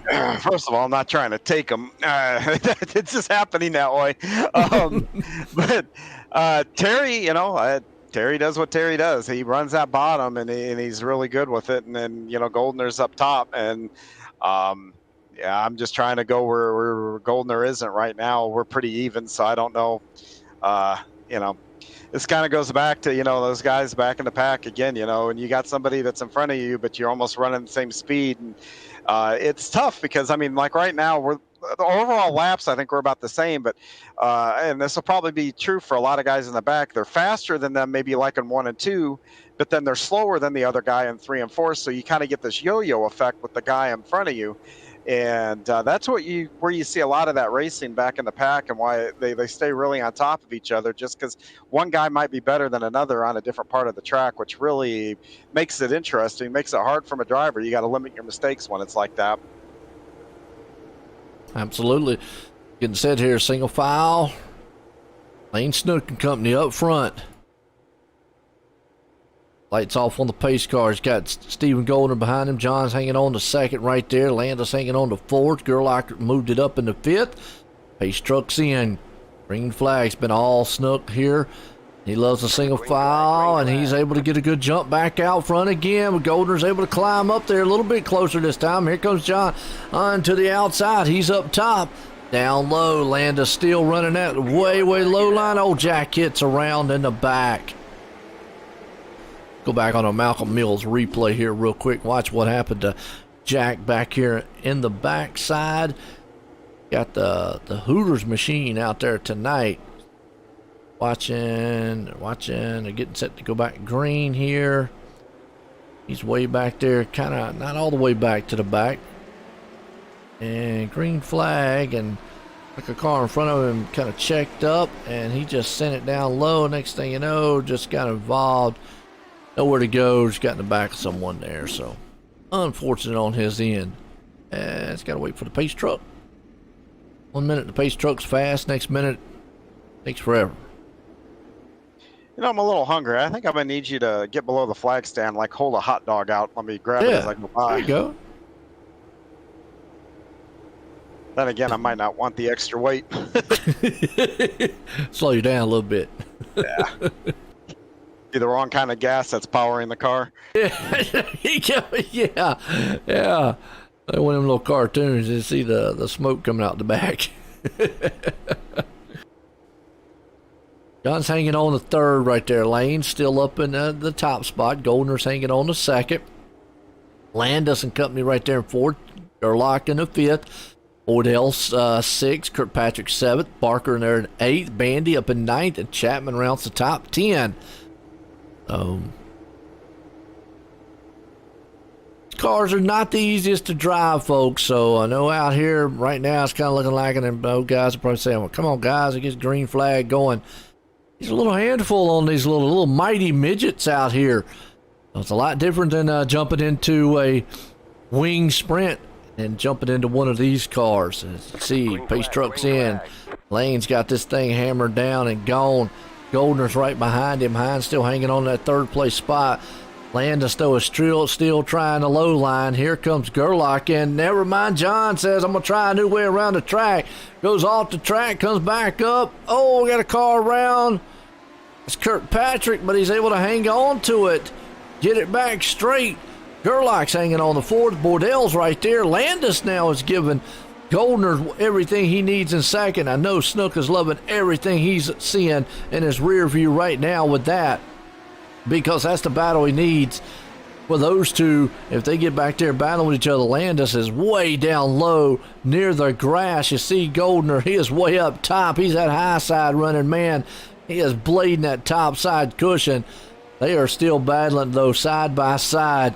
for that second, third place spot. In the meantime, Gerlach and Boydell there. You got Hines sitting in sixth place spot, seeing if he can't get back and make some moves back to the front. As well, he is threading that needle up top there. Hines is got those wheels up on that top side cushion. Boydell and the Cheeto machine right in front of him. Barker's behind him. He's got Fitzpatrick there along with him. You got Steven Goldner. Now, Goldner was up front, then he just got somehow just got in trouble as Jack Hitt is around in the back, upside down, dead on the track. Let's go back on the Malcolm Mills replay here real quick, see what happened. The Jack Hitt, somebody ran a hooter over. I don't know, well, actually maybe just got in trouble. We'll see here on the replay real quick. He's right there running down the back stretch. And down low, so he's not going up under the top side cushion. They're 3 wide in front of him. Oh, car checks up in front, and he had nowhere to go, just closing speed. And then, yeah, somebody took him out. So, John, how's that cushion feeling? You'd think I'd learn, like you said, that whole Lernerville thing, but I guess if I was any smarter, I would do something other than drive in circles for fun. Hey, I tell you, well, you still got a chance up there. You're hanging on around about the 4th, 5th place spot, so you can close it in. What do you got to do, though, from the spot you're in to maybe get back up to the front? Not make any mistakes. I mean, that's going to be the big thing here is just no more mistakes. The next one's probably going to cost me big time. You got a lot of time left here, especially with the cautions kind of slowing it down. Still got about 16 laps here left, so you definitely got the time to get it done. You got Boydell right there in front. Gerlach's hanging on the third. Landis is sitting in second. All Snook been leading this one up front. He's loving these single file restarts here, so that's definitely benefiting him hugely as we're getting set to go back green. Lights off on the pace car truck. Here we go. Hope everybody's enjoying it here with these mighty midgets. We still got a 100 lapper to go after this. The Toilet Bowl 100 late models. That one's going to be a good one.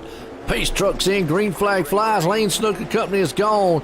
You see Landis trying to see what he can do. You got Gerlach there along with him. And Hines going to, like you said, make no mistakes, but he's got to try that high side to get that thing turned up a little bit. He's going to go to the outside of the Cheeto machine down on the inside there, Boydell, and take that spot away. He moves it to fourth. Hines does. Battle for the lead. Boy, Terry Landis has climbed up on the back end. Lane Snook. Lane went down low. Guess what? Landis got in the back end of him. Those two got tangled up. Let's go back on the Malcolm Mills replay. Watch it one more time. Landis took the lead. Snook went down on the inside, and it's kind of an unusual tap there between them because Landis was on the outside and Snook was on the inside, so I'm not sure if maybe the tires might have got into each other, but from the angle I had, it was weird because Lane didn't make any kind of abrasive move to the right to tag him. It was just kind of like they might have got tangled together, and I guess you could throw the net code equation out there, but kind of a weird hit right there. But nonetheless, Lane's still out front, and that puts Gerlach in second. And, well, John, you find yourself back up in third. Yeah, just one of them nights so far.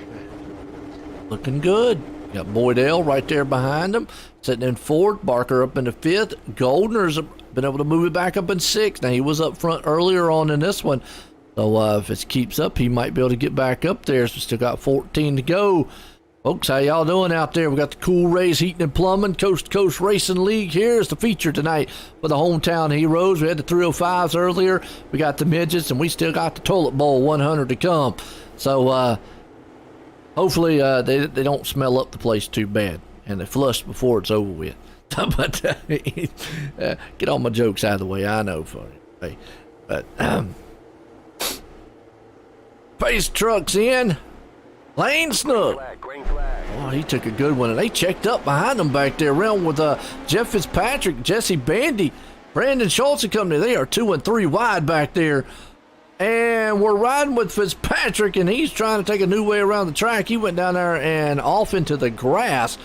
But again, up front, you still got John hanging on the third, Gerlach right there, but the battle's on around about 8th place spot. These guys are moving and losing, and that was a good jump. I don't know who that was, but they went off the track, came back on the track, and I should have just did my yeehaw impersonation, and caution is out. Not quite sure who that one was on because nobody flipped. And nobody wrecked. So maybe someone threw a hot dog on the track, like you said. My guess is I kind of caught it out of the corner of my eye. It looked like there was somebody sitting in that make ready chute. Yep. I don't know who it was or whatever. I was kind of concentrating on not going over the edge and parking it next to him. You concentrate on the race, you know. We'll look on everything else. I would say John's got a hard enough time trying to concentrate on racing. He don't need to be trying to concentrate on who's wrecking. Yeah. Well, you do when they're in front of you, and he was off to the side. So it's between having a migraine right now and trying to do this, it's no wonder I'm seeing anything. I gave credit back up third. Like I say, unfortunately, I had a little mishap, hiccup early on in the race. Got you caught back there around about 6th, 7th, but you were able to move it back up here in the third. What do you got to do to get around Gerlach and Snook up there, though? Snook's got a bad, fast hot rod here, though. Yeah, Lane's been getting great restarts, and I've just got to get a little better restart here. All right, pace trucks in. Here we go. These single files are definitely benefiting the leader out there of Snook, so he's able to get out there clean racetrack, nobody up inside of him or down low, and he's able to. I tell you what, Gerlach's able to push it in close right there. Snook went down low on that one. John's going to take the high side. In the meantime, here comes Boydell down low on him. They're 4 wide behind him. Brandon Schultz and company with Bandy there with Zach Chapman around about the 8th, 9th, 10th place spot. They are racing hard and heavy. Donovan Ross around. Let's go back on the Malcolm Mills replay, see what happened to Donovan here. To see him in that, he's in that black machine right there, folks. He's down, the white machine, and he just went up and over the hump. Went all the way down to the wall, and if I'm right, he's probably just going to stop on the track.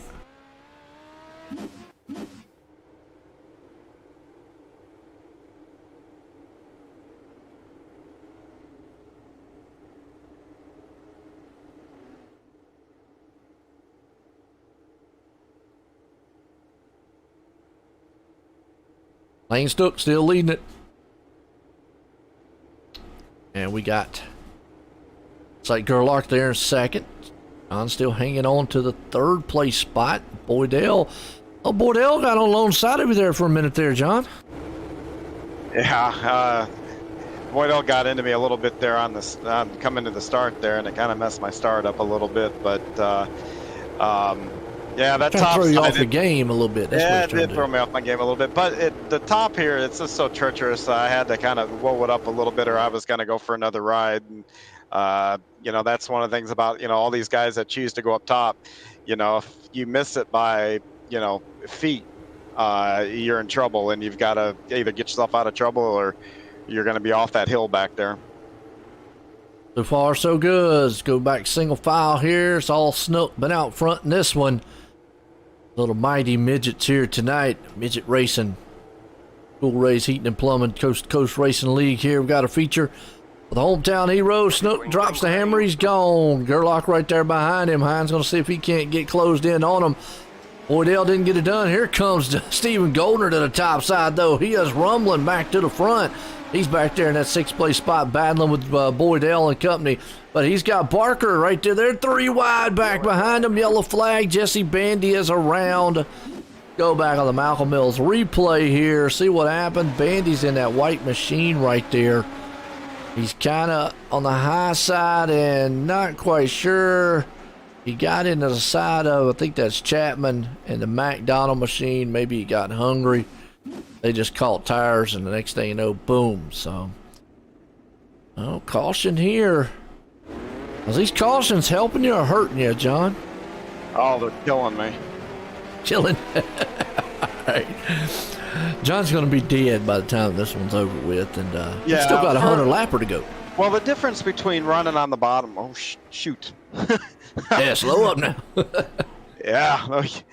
I almost said a different S word there, but anyway, the thing is, for the guys that want to run up top, we need a couple of green flag laps to kind of, because it's a rhythm that you got to get into up there, and we're just not been able to get into a rhythm where we can start clicking off faster laps.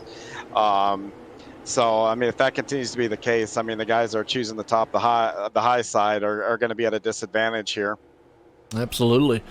Well, the good one so far, it's been kind of a cat and mouse game up front, but it's been all lane snook.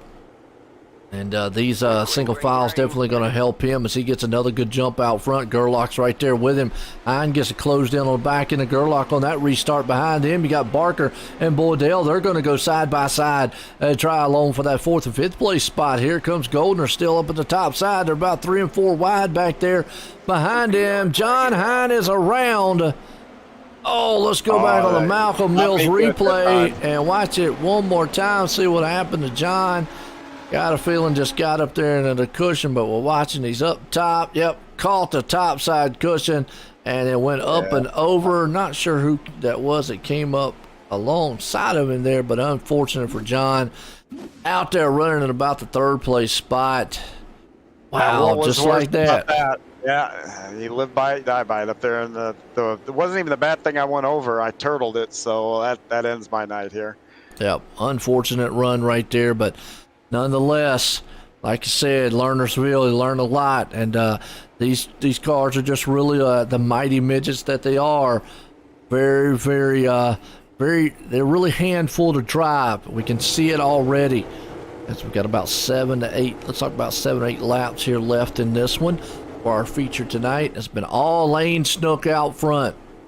Gerlach right there behind him. And that pushes actually Boydell up into the 3rd place spot with Barker there. Now, they've had a heck of a race going on with these restarts here from time and time again. Pace trucks in. Snook still out front. Single file. 1 out of 4. Green flag. Bull Lane gets those huge jumps. Here comes Boydell. He's going to try to see if he can't drive on the back end of Gerlach down low. Barker's right there with him. Here comes Goldner in the 5th place spot. Schultz with him. That's Brandon. He's been on the fire back. He's going to go drive it down to the inside there. Goldner still hanging on to the top end of 3 wide around the 5th, 6th, 7th place spot. As you see, Goldner's up top. Schultz almost ran that thing off the top side cushion. Again, Goldner is off the track. That is twice tonight for him. He ran the top side, and he just went a little bit too far as Goldner unfortunately backed out. Lane Snook still out front. We got about 5 to go in this one. Gerlach still hanging on to 2nd. Boydell right there in 3rd place. He's got a slew of machines behind him as Barker, Schultz, Chapman, Fitzpatrick, and company. And unfortunately, Donovan Ross off the track as everybody's kind of getting spread out. Chapman's able to come up through the field there in 6th place. Schultz hanging on to the top end as we're getting close to that white flag. 4 to go. Just time by here. Lernerville for the midgets. All Lane Snook been leading it from the drop of the hat here tonight. Well, Boydell's got some heat coming. Barker's on his back end back there. And up top, here comes Brandon Schultz. Schultz takes that middle to high lane and see if he can't maybe throw a slider. He might try to take that 3rd place spot away as Boydell is definitely feeling the heat for the 3rd place here so far as 2 to go. We'll get the white flag next time by if a caution doesn't fly here. As you see Snook, though, seeing that lead get chopped in half by Gerlach. White flag. He only has to hang on to it one more time. Schultz takes the 3rd place. It's going to be a battle for 3rd. Boydell down low. They come down to the final turns, 3 and 4. It's all Lane Snook going to win it. Gerlach in 2nd. Is Schultz going to be able to motor it? Yes, going to hang on to 3rd. What a finish to this one. Man. That was a good one there to end that one.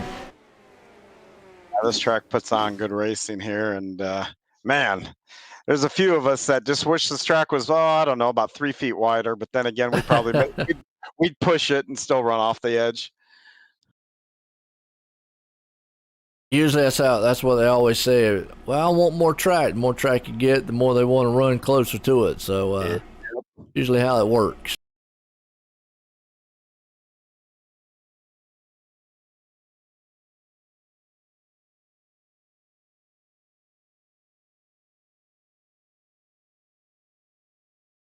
All right.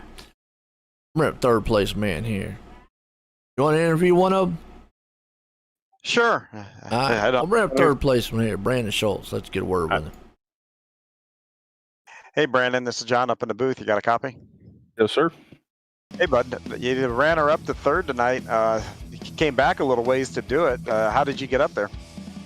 I don't know, just being hard-headed and not leaving the top after I went off in 3 and 4. So I don't know. Sometimes it pays off to be like that. Other times, not so much. But yeah, I feel like we got better and better every lap we ran and learned how to drive the car a little bit better. Yeah, there's a few of us that stayed hard-headed and paid a big price for it. So, but you know, it seemed to be, at least from my standpoint, you know, those caution flags, were those helping you kind of make those spots up, or did you kind of need a few laps to kind of get into a rhythm to make that top work, or kind of how was that setting you up, all those cautions? It could have went either way because I had Goldner in front of me and we were both kind of running the same line and I was kind of just following him. So we were gaining speed a little bit on some cars, and then 3 and 4 we'd lose it a little bit. So I don't know. The only cautions that were going to help me was guys in front of me spinning out. But other than that, I think we just got pretty lucky tonight. Nice. Well, hey, that's still a good run. You know, pick up 6 spots. Anybody you'd like to give a shout out here? Yeah, just gotta say congrats to Lane on winning, and gotta thank all the guys at Bandybuilt. They do a hell of a job. Gotta thank Alex at ABR Setup Shop, Dirt Doctor Trucking, Bioil.com, Fits Perfect Photography, Ross at Velocity for making the car look great. Just Roger for putting on the league, and you guys for broadcasting. Thanks a bunch. Again, that is Bandybuilt's number 193, Brandon Schultz, with a 3rd place finish tonight. Yeah, it is. He ran really well here. We got Josh Gerlach, the 2nd place man, tried everything he could to run down Lane here tonight. Hey, Josh, it's John up in the booth. You got a copy? Josh Gerlach, John up in the booth. You got a copy?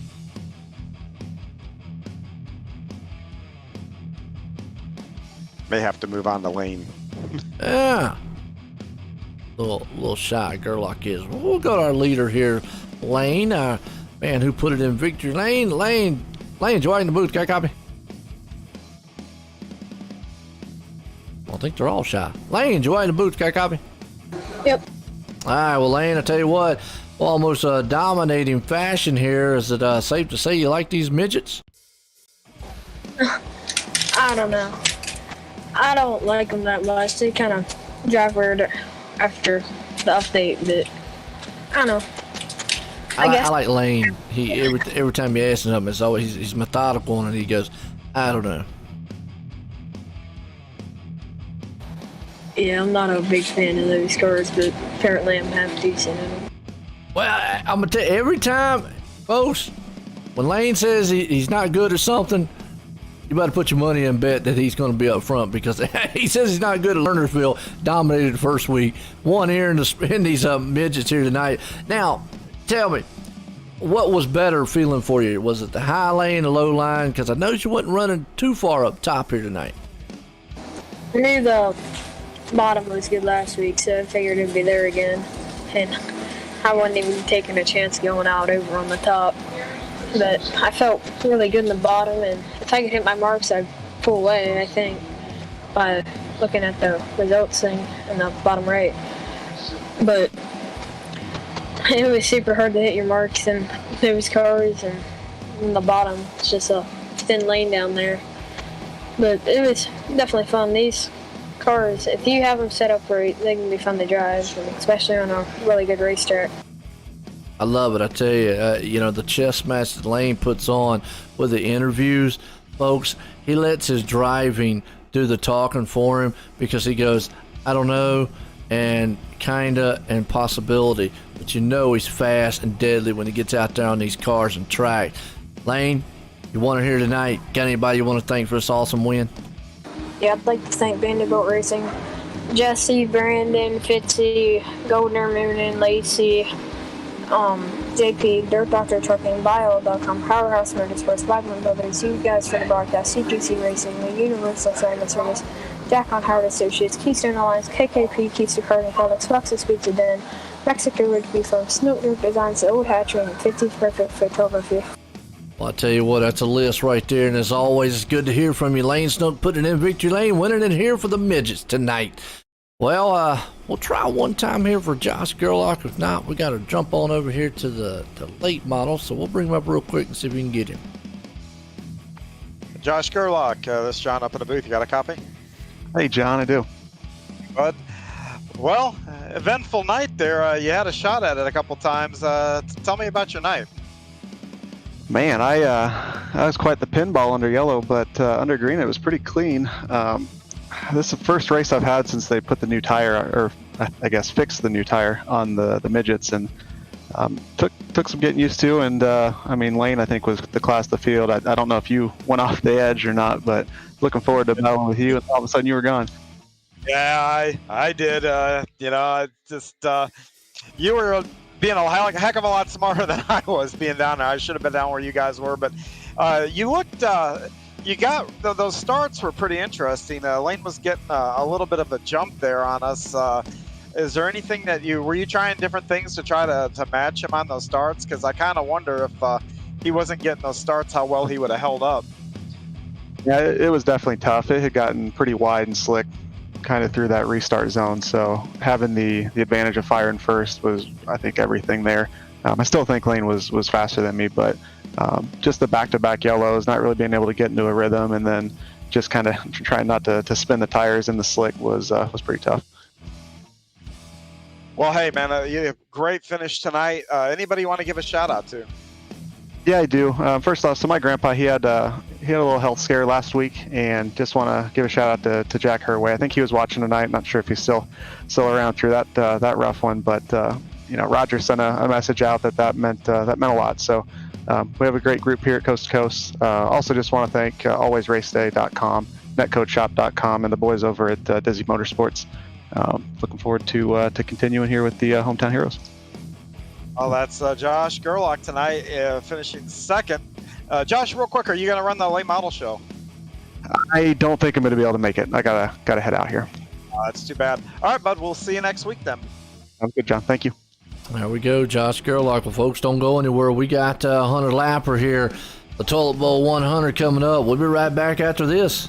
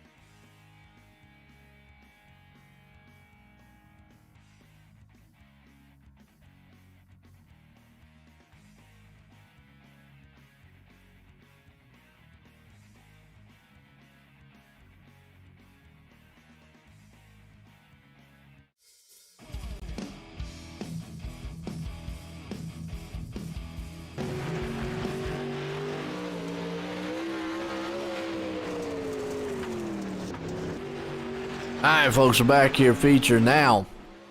There's going to be something that's very interesting here. As got about 40-some machines out here right now qualifying. As we're in our Pit Stop Podcast qualifying session. If you've not checked out Pit Stop Podcast, check them out on Coast2Coast Racing Network.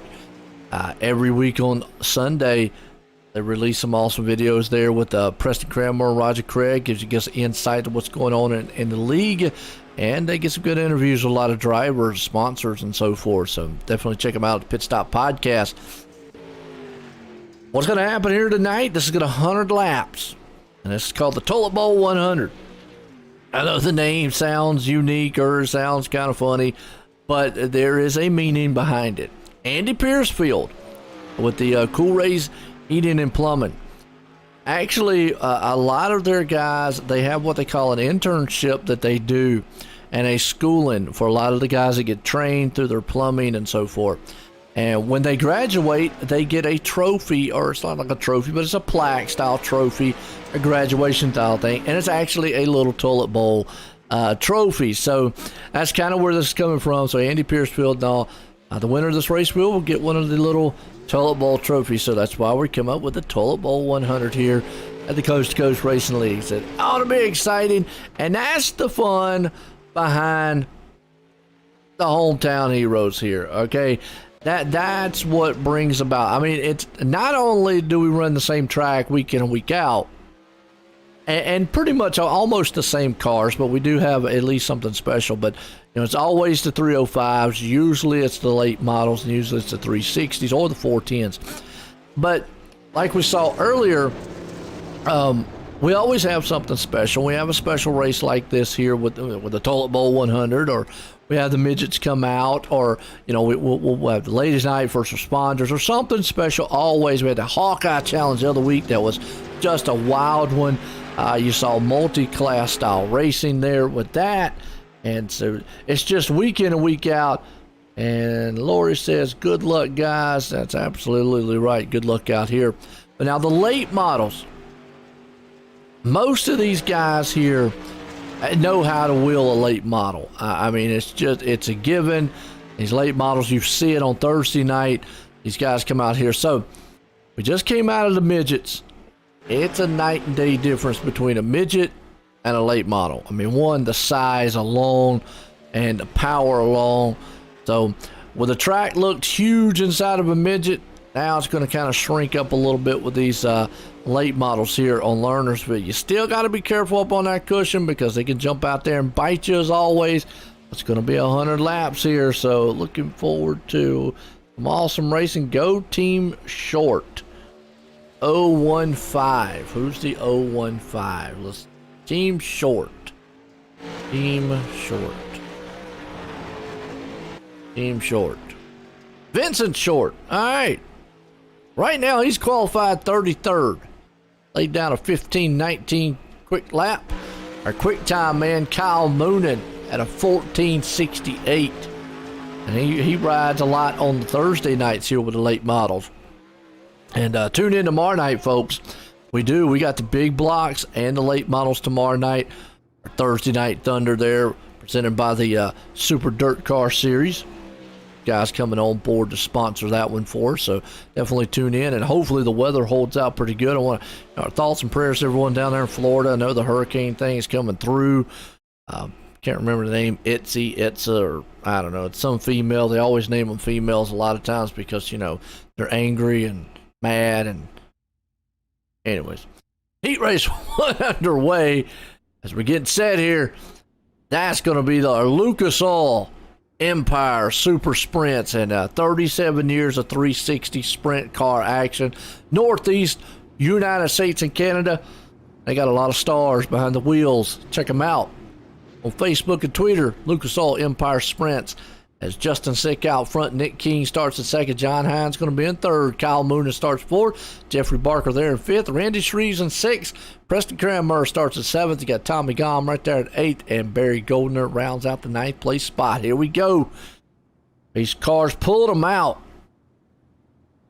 We probably, with about 45 here, we're at least going to have at the bare minimum 5 heats here tonight. Yeah. It's got to be real important with all these cars for whoever's in that top four to stay in that top four. So you don't want to get back there in that alphabet soup. That'll make for a real long night. Absolutely. Probably going to have a C main too, so there you go. Keep that in mind, and folks. with this many cars, you're only taking 3 or 4 out of the B and whatnot too. So I mean, it's going to be very touch and go here, but it should be some good racing though. Absolutely. So here we go, getting set. Heat race 1 here. Lucas Oil Supercar Empire Super Sprints, that is, here tonight. As you got Justin Sick out front. He's been waiting all night long to get behind the wheel one of these late models. I'm going to have our feature of 100 laps here. Sick, King, Moonin, Hine and company up front. Pace truck's in.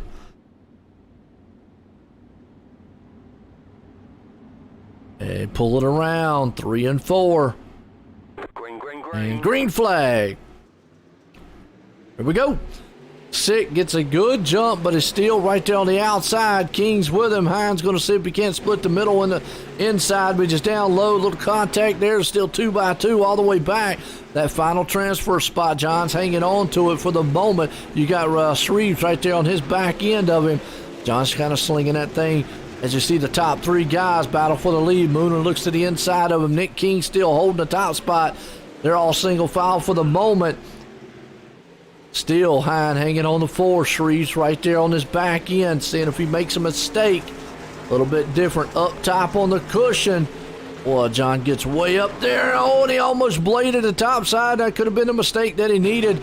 And Shreves is back there looking, saying, you make that move one more time, I'm going to slip it on by. He just wasn't close enough to make anything happen that time.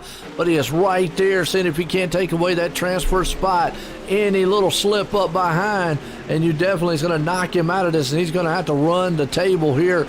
He gets in the wall just a little bit. It's still a battle up front for the top 3, King, Moonin, and Sick. Right there, Shreves makes a little bit of a hiccup move, but again, he's able to climb back in. Now you got Barker in the mix, so you got 3 cars battling for that final transfer spot. John's trying to hang on to it for dear life. He's got Shreves right there on his back end. Barker's trying to pull up here. Where is that white flag? Is it going to be flying here soon? We got about 3 to go in this one. Hines still hanging on to the 4th and final transfer spot. He's got the speedboat revved up and rolling. He's way up on the top side. Shreves is there. Boy, like I say, one little hiccup on the back end there as they're closing in on the back end of Justin Sick, who is messed up from the top side here. Now we got about 2 and 3. Shreves looks down on the inside. He's going to have to. Checker flag. 2 more turns. John's going to hang on to the final transfer spot. What a race that was in the heat race, but Nick King's going to bring it home. Kyle Moonin's going to hang on to 2nd. Justin Sick there in 3rd. And our heat race number 1 for the Lucas Oil Empire Super Sprints. That brings us into heat race number 2, Icon Sim Sports. Looking for a rig that's suited and built for one of a kind for you and some awesome, outstanding customer service. Check them out at www.iconsimsports.com. Cody Terry out front here in this one. Brandon Combs there in 2nd. Jacob Lassiter.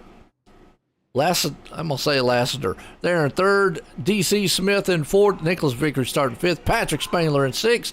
Daniel Blau in 7th. Luke Gazaric there in 8th. And GJ Boydell rounds out the 9th place spot as Heat Race 2 about to get underway.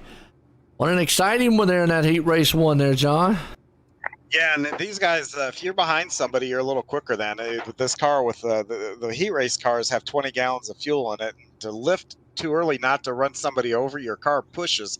So the guys in the the 1st and 2nd be able to just kind of hold it wide and be able to drive. But back in the pack, it's going to be tough to not run the guy over if you're a little bit quicker in front. So I would look for that. And I also want to give a shout out here. I'm seeing, I got to believe, like Cody Terry and Brandon Combs and those guys are, we're kind of partnering with the Pro Dirt Late Model League here. And I want to give all those guys a big shout out and say thank you for coming over, being a part of this. Hopefully we can hopefully have fun and we can do it again sometime.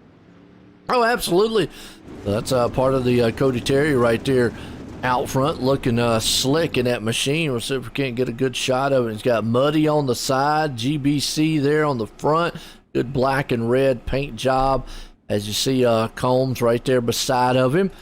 As always, heat race number 2 here, about to get set to get underway. Icon Sim Sports. And if, like I say, if you're looking for an outstanding rig, a sim rig that is, check out Icon Sim Sports, because they got some awesome awesomes. And if I ever get to where I save my money up enough, might look at one of them, because those things are really, really nice. I like how they're full built, one of a kind, and they definitely gonna have to one of a kind build it for me, because I'm a big guy, all and big. As they say, his pace truck's off. Well, let's see what Terry can do up front here. These late models. Green flag flies. He gets a pretty good jump, but behind him also Lassiter also does 3 wide. 3 wide, and it looks like the top's got to prevail there. Just be able to keep the car wound up. That's the big thing here. Yeah, it is. Combs able to take that top spot. Here comes Smith along with it. See Terry right there. Oh, Gazaric in the back wrecking, but it's still nose to tail affair up front. You've got that man, Combs, Smith, Terry, Lassiter right there, all top 4 drivers as Lassiter hangs on to that final transfer spot. Don't count out Nicholas Victory, though. He's right there behind him, but right now you see, man, all these late model guys up front definitely getting it done. Let's go Spartan Racing. Oh, Kyle's out there rooting for his Spartan Racing guys. No doubt about it. Second almost went over the top there in 3 and 4. I know that area well. You got to be careful over there. Yes, you do. That's old DC Smith right there. He's sitting in second. You got Terry hanging on there to the 3rd place spot. Combs still out front walking away. That final transfer, you got Lassiter right there in the 4th place spot. Here comes Victory trying to close it in. But the top 3, actually, Victory's right there on the back end of Lassiter. Lassiter on the back end of Terry, so it's closing up. It's heating up. Spangler's there with him for that 4th and final transfer spot. Any of those guys make a mistake, they're going to slip into the show here. Yeah, it's sitting there. That Vickery looks a little bit quicker than the 2 guys in front of him, but, when they're side by side like they were coming out of 2, that just leaves Nicholas nowhere to go. Yes, it is. And right now, he probably got the line that he wants. Here as everybody's kind of up top, blading that top side cushion. We're riding with Victory. He is right there on the back end of Lassiter, just seeing everything he sees, just trying to be patient. White flag one more time. But you also see Lassiter on the back end of Terry. He knows he doesn't want to get up there and get into Terry, because that'll leave Victory. Victory's going to have to see if he can run down on the inside. He's going to maybe see if he can't put one last ditch effort out of 3 and 4. Not going to get it done. Going to have to run the numbers as Lassiter hangs on to 4. Terry there in 3rd. Smith in 2nd. Combs brings it home here in the heat race number 2. I don't know if it was intentional or not, but what Nicholas did there and not taking the chance to try to get that 4th was probably pretty smart there, because if he would have slipped up, he would have fell back to 5th, and then starting in the B, which is only going to take, I'm going to bet you're only going to take 4 out of that B. That'll take him off the front row and put him back in there. So, but by finishing 4th there, finishing 5th there, Nicholas should be on the front row of that B, which should be a huge advantage. Well, we'll have to see how that comes up later. We got Super Dirt Car Series Heat Race 3 Northeast Premier Show here for the big block modifieds, ground pounding action. Definitely check them out at Super Dirt Car Series. Doug Lester out front. We got Cody Early. Hope I said that right there. Sitting in 2nd. Joe Halter, the icon man himself, there starting 3rd. Brandon Templeton 4th. Stephen Fernberg there in 5th. Nathan Hall in 6th. Vincent Short in 7th. And John Queel hanging on to 8th. And looks like Cecil Kirkpatrick did not grid on this one. So, yeah. Early? Is it Early or Early? I don't know, but I do know that he is, I think, probably, anybody out there can correct me if I'm wrong here, but I do believe he is the head honcho of that pro dirt late model. So he's the guy that we really, thanks for helping us put this thing together there. So definitely got to give him a shout out. And hopefully he has a good time. And like I said, we can do it again here. It's nice to see this big field like this of a bunch of really, really good drivers here. So this will be a tough night for some, but for those of you watching, this should be a pretty good one here tonight. Absolutely. Lights off on the pace truck. Here we go. Early and company up front there with Lester Templeton and all. Joe Halter. As pace truck's in. Come around the turn. Slowly but surely line them up 2 by 2. Who's going to get that first jump off? We got a car man hanging off the top side there in the back. Looks like Queel. Green flag. And boy, I tell you what, right there. out, already bunching it up. It's a huge one. Joe Halter upside down, unfortunately puts Nathan Hall in a final transfer spot of the 4th place. Problem is he's got Short right there on his back end, and wow, just like that, it's mayhem. Yeah, that's just being aggressive there in turn 1. You know, that can work for you sometimes and bite you in the other, and he can even bite others when people get aggressive in that first corner. But when 45 cars show up and you're taking only half of them, you gotta go. You know, that, like I said, elbows out and head down. Absolutely. The old Nathan Hall still hanging on the 4th final transfer spot. Short's right there behind him, but falling off the pace just a little bit. Fernberg there in 6th. You got Quill back in 7th. In the meantime, Lester's a man out front with Early right there in the 2nd place, and Early almost wrecked that car. And Nathan Hall off the track. That's going to let Short close the gap in huge right there to the inside. Now you got a 3-car race for the 4th final transfer. But, man, a huge mistake by Hall. Hang on to that machine up there, Hall. We don't want to see fall out of this one yet, but he got up there and that car went off. The good thing is he had a big enough space between him and the 5th place machine, so it didn't hurt him. But Early falls all the way back to the 3rd place. Templeton takes over 2nd. Short back there off the track. Quill now off the 6th. Fernberg there in the 5th. As these guys are battling tooth and nail. Still Nathan Hall hanging on. Now he's got a pretty good gap hanging on that 4th final transfer spot. As battles was on there for about 2nd and 3rd. You see Early down low. White flag. One more time for Lester out front. Yeah, these guys settled down a little bit. I think it dawned on them, hey, we're in the show. Let's keep it here. Yeah, it does. Lester out of 4, going to win this one. Templeton in 2nd. Early there in 3rd. Nathan Hall's going to hang on to the 4th and final transfer spot here in our heat race number 3 here tonight. A good one. Get it on heat race number 4.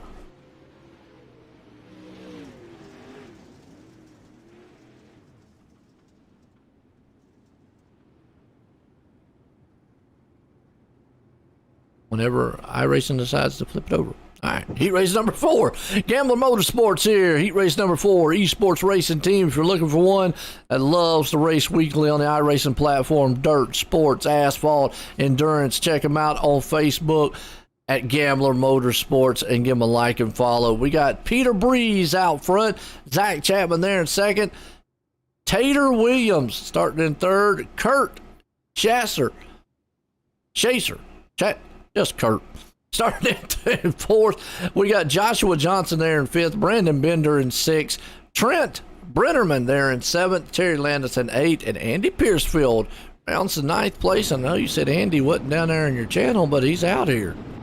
Yeah, like I said, he's probably with the other guys from that league there. And one of the big names that I see that I know from that other league, I do follow them on Facebook. And I encourage everybody else to go look them up out on Facebook too.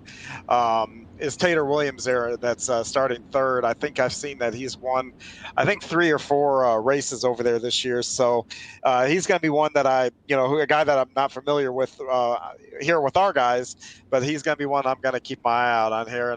And Andy too. Andy comes in and hangs out with us gambler drivers a little bit, so he's kind of like I feel like he's kind of a quasi teammate. I want to see him come up from the back too. I shouldn't be partial, but I'm gonna be here for this one. Well, I'll tell you what. Here we go. Peter Breeze out front. If Andy's going to have his work cut out for him because he's going to start way back in the back. But all he's got to do is get to the 4th place in the final transfer spot. Here we go. Zach Chapman out there. Love it. He's got that Cartman mobile out there. South Park. Here you are. Green flag flies. Breeze out front. Chapman there in 2nd. It's a battle for the 4th final transfer. Bender, Chapman along with it. Chapman falls back. He gets punched in the back with Kurt. There's 3 wide back there for the final transfer. As Chapman still hangs on to the top side. Down low, here comes Brennerman. He's trying to pull it up as Chapman loses a spot all the way back. Kurt's the man who takes over the 4th and final transfer spot. Brennerman right there on the inside. So a lot of sheet metal paint here, but it's still not over with the 2nd place. You got Breeze and Bender right there doing 2nd, 3rd. Yeah, it looked like a lap ago Zach got in. Remember in the midget when I said there's bumps that develop down there? They're developing now, so it looks like he got a little bit into those and it popped him into the wall there. But as we go now, there's a battle for 2nd here. I don't know who that is in the back. That was Zach Chapman that tried to rocket that car to the moon. And when I say that, it actually looked like it tried to go straight to the moon and went straight up. Brenneman now in 4th place. Schatzer right there pulls it back into 5th. That's a heated up battle for the final transfer spot. Yeah, it is, and that's a big one. Like I said, many times, I wouldn't want to take my chances in that B. So this is your chance to punch your ticket. Yeah, it is. You got Kurt right there. He is trying everything he can to see if he can't put a slider on the inside there. Brenneman, he's got it for the moment with his nose out front. Boom! He cuts the front nose off of Brenneman. But Brenneman says, I'm going to crisscross it back over. That looked neat, but mine looks better. And he lost it out of the turn. They make contact. The problem is, if they keep that up, here comes the Yahoo man himself, Terry Landis. He says, y'all boys just keep up there and just kill each other. I'll come up here and sneak up and get in the show. I can tell by the way they're driving now. They're irritated at each other. So Terry might be in the catbird seat here. The laps are definitely winding down here. Yeah, and right there, I think the problem is Terry lost a lot of momentum coming out of that last turn as the white flag flies. You see, this is the final transfer out of the turn 4. Chatzer's going to get it. And that final transfer spot, Brenneman falls back to 5th. But what a battle that was between those two as Williams hangs on to it. That brings us up in our heat race number 5, Can-Am Racing Team. Check them out. The Can-Am Racing Team kart featured drivers from coast to coast here on the U.S. and Canada. An awesome race team there. Can-Am Race Team as David Garman Jr. out front. Ty Showblock, there we go, sitting in 2nd. Randy Schaefer there starting at 3rd. Lane Stoke 4th. Tom Taylor in 5th. Jeffrey Kemper in 6th. Gabe Blau in 7th. And Nathan Aldridge going to round out the 8th place spot. Top 4 go to the feature here. Real quick, I want to back up to that last heat that finished for that transfer spot. Usually, when somebody gets into trouble or accidents, we always kind of maybe assign a little blame or whatever for it.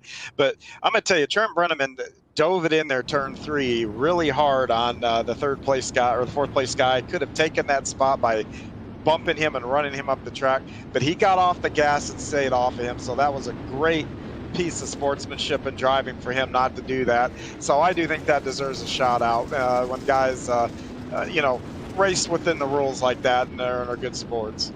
Absolutely. Gotta love it. That's what sometimes it's what all the racing is about. You show a lot of sportsmanship. A lot of time on short track racing, it doesn't happen. Unfortunately, because I'm a big race fan, but unfortunately, sometimes doesn't show when it shows on not like any other sport, like football or baseball or something like that, where you got to shake the hand. A lot of times, a lot of fists get flying on the short track races. and a lot of times in that situation, I know myself, if I am in that situation, cutting that guy on the outside of brake depends on who they are. If the guy runs you, blast you every time he's around, chances are you're not going to lift and you're just going to go ahead and get into him. So, but that was a good deal there, and I like seeing that. Green flag, here we go. Heat race 5 here tonight for us. As you see them already 3 wide around about that 3rd and 4th final transfer. Lane Snook up top. Well, I don't know who that was. Kemper came flying in, and Snook's gone. Just like that, he tore that car all to pieces, went up into the wall. His night's done. He'll have to run the table here to get into the show, but Kemper's the man hanging on to the 4th and final transfer spot. Blau's right there behind him. Battle's on for the 2nd, 3rd, though. Oh, no, and Garmin just went off, and, Garmin's one of our top guys, too. Wow. That top must be, it wasn't so treacherous when I was out there, but I'm looking at that thin line up there, and it's, I'm betting it is a little more treacherous now. Well, he was battling it out right there with Schaefer really hard for that 2nd place spot. So probably just got up there and got caught up in the moment a little bit and lost a little track where that cushion was. Very easy to do when you get up there just battling. Kemper hanging on to 3rd place. Now that puts Gabe Blau in the final transfer spot. Let's see where Tom Taylor is on him. Got a little bit of breathing room, Blau does. About a whole straightaway between Tom, so he needs to keep that in mind. As the meantime, Showblock's the man out front leading this one. Looking good in that machine. Let's get a close-up, because that's a wild paint job he's got on that thing. Yeah, and going back to Gabe, he's in that transfer spot right now. He started 7th in here, and, other guys having trouble between Lane and Garmin, and You just whenever you line these things up, you never know what's going to go on. That's why we run the races. Well, Jeffrey Kemper right there running. He got the Mean Green Machine hanging on the third. Robert Schaefer got the Full Moon Garage, just kind of showing off some of the paint jobs because they're really spread out. Tom Taylor got a really nice orange machine right there with him. Nathan Aldridge back there in the Dr. Pepper. David Garman, we just went on him, and unfortunately, just not the night he wants. He's probably just going to be like, forget about this heat race. He just went flying off the track again back there as checkered flag. Showblock's going to be the man showing them how it's done on the track here, winning heat race number 5. Yeah, but I will say this. This C-Main is going to be loaded, and, both Snook and Garmin, both those guys are capable of winning the A-Main. I mean, they're that good.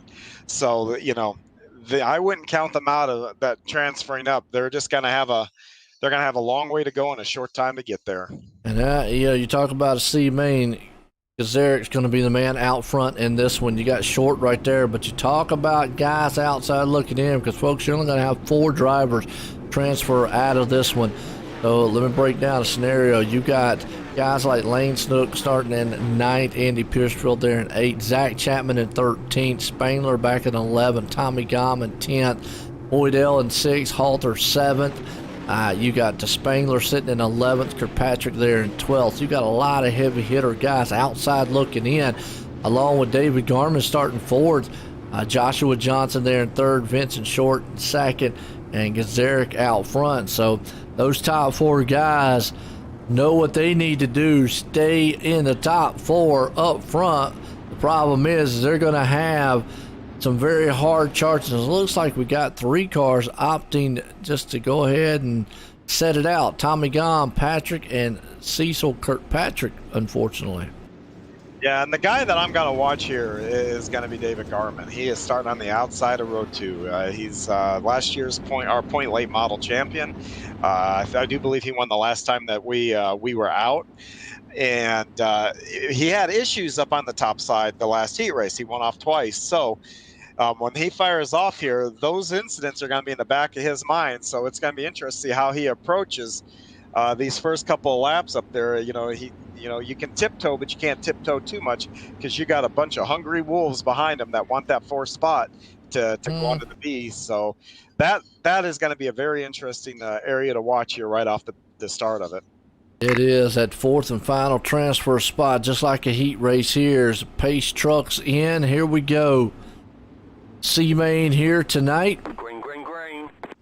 And green flag, as you see Short and company up front. So right around about that 4th final transfer spot, like we said, you got Barry Goldner, and they're already just killing each other as G.J. Boydell's off the track, along with Andy Piercefield and company in the back. Lane Snook moves it all the way up to 5th. Garmin's hanging on to the 4th and final transfer spot. The problem is those guys are battling tooth and nail up there.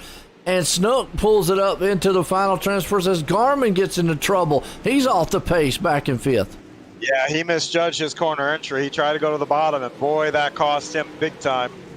It did. He's back up top, but he's still right there rumbling in the 5th place spot. Barry Goldner around in the back. Zach Chapman, though, trying to move it up, and Zach's a little bit further off from what Garmin is right now. So Garmin's moved up on the back end there, Short.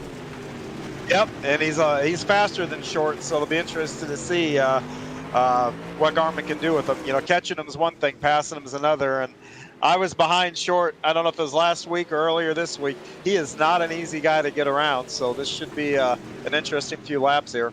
You got right now battle up front. Johnson's holding on to the top spot. Snook is going to see if he can't take it as we're watching this 4th and final transfer spot. Looks like Snook's trying to see if he can. He's on the inside of Johnson. In the meantime, Garmin's right there all over the back end of Short. Snook is going to see on the top end.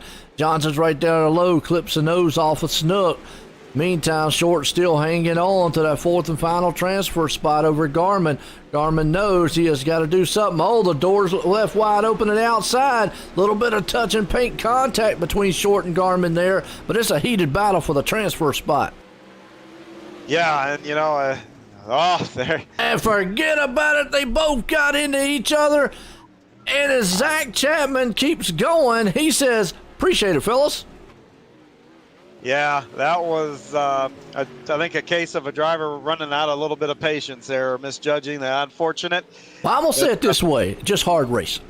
Yeah, and that's what happened. I mean, in all honesty, I don't think it was anything intentional. I've raced David enough. I just think when you get irritated, you tend to drive a little harder, and when you drive harder, you make mistakes.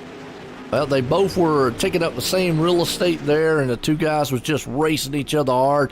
And the urgency between Short and Garmin, they knew what was on the line and what was in stake. They had to get there. But right now, Lane Snook's going to put it in victory here and going to transfer up into the B main. Zach Chapman's going to hang on to the final transfer spot. Gazeric's going to get third. Johnson there in second. But unfortunately, a lot of good drivers are going to go home here tonight. But what a run here to C main. It's going to bring us to our B main here now. And that's going to be SBGC3D.com. Folks, check out Tom Taylor and Company over at SBGC3D.com for all your 3D printing and 3D products. And we'll see a little bit of his work here in a few. But we got 15 drivers and again, 4, right? Go to the feature? That is correct. Top 4 going. Well, let's break it down to them again here. So Tom Taylor outside looking in. Barker, Blau, Quill, Landis, Aldridge, Tranmer, Snook, Johnson, Gazeric, and Chapman. And if I had to look at just any drivers, they're all good, but Snook and Chapman, probably two that really stand out outside looking in there. It really got their work cut out for them because they're back in 11th and 15th respectively. We've seen how hard it is to come through. But then again, we've seen these restarts and they have been wild. Yeah, and Zach's been struggling a little bit tonight. I've been watching him, being a teammate and whatnot, and he's it looks like he's struggling to find the handle on his cars. So I think it's going to be a bigger uphill battle for him than Lane. But even for a guy like, Daniel Blau's been running really good and is pretty good in these two, and he's all the way starting up at 7th, and so he's got some work to do to get up to the top 4. I really do think that it's going to be tough to get around because nobody's going to give anybody anything here. You can't with 10 laps, and this being it. This is to move on. So you just everybody. I hate to sound like the broken record, but once again, elbows up, head down, and foot down. And pray for the best on the restarts here because there's been some wild ones. And usually that's where it kind of thins out to see who's going to make it and break it here. As a pace truck's in, Shreves and Company up front. You got Victory there. Victory definitely knows how to get it done. Green flag flies. Top 4 go. Fernberg hangs on to the 4th right now. Barker there. 2, 3, side by side all the way back. Snook's bringing it to the field right there, knocking cars out the way. Quill's off the track, unfortunately. But that final transfer spot, Brenneman there, and Brenneman is just all over the track. He has crashed in the middle. That puts Tom Taylor in the 4th and final transfer spot along with Barker right behind him. We talk about Lane. Lane's up to 6. He is coming through the field flying. In the meantime, Victory is leading this one. Yeah, Lane's Lane's coming up rather aggressively. He's not making any friends out there at all, but he's up to 6th. But you got to. If you want to make the show, you have got to drive that car like you stole it, and he is definitely doing it. Now you saw right there, Tom Taylor got a little bit of shook up coming around the turn. As you see, here comes Snook to the inside of Barker to try to take away the 5th place spot. I think Tom's feeling the heat. He knows right now, so he's moving it in up on the back end of Fernberg. He wants a little bit of a cushion here. He's saying, look, you deal with Snook back there. Snook's down the inside of Barker again. That's a battle for 5th. And I know Tom's loving this right now, but there goes the slide job. Here comes Barker back on the inside. Well, that's a good race around about 5th and 6th place spot. Yeah, it is. And right now Jeff's got back up there, but it looks like Lane's going to try to cross him over and drive it in hard gear going into 3.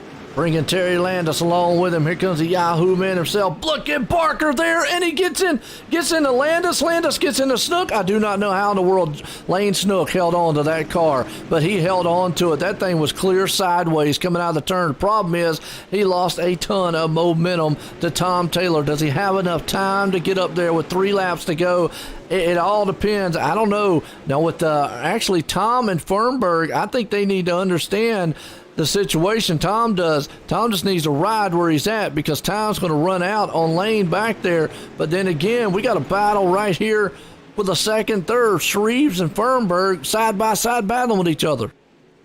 Yeah, they. I don't know if I'd be fighting that hard right now. I'd be in the show and probably be happy here. Yeah, it is. Well, you see him right here, white flags out, and unfortunately that little mishap with Lane Snook is not going to get him up here because he's just going to run out of time as they're going to have 2 more turns this time around. Well, I say that. He's going to drive it in hard, get in the inside, and is not going to do it. He tried everything he could, but Snook's going to miss the show. What a wild one. Tom Taylor's going to pull off the final transfer spot. Randy Shreves there in third, Fernberg in second. Nicholas Victory brings it home. What a B-main it was. Folks, don't go anywhere. We had a word from our sponsors here. We'll be right back.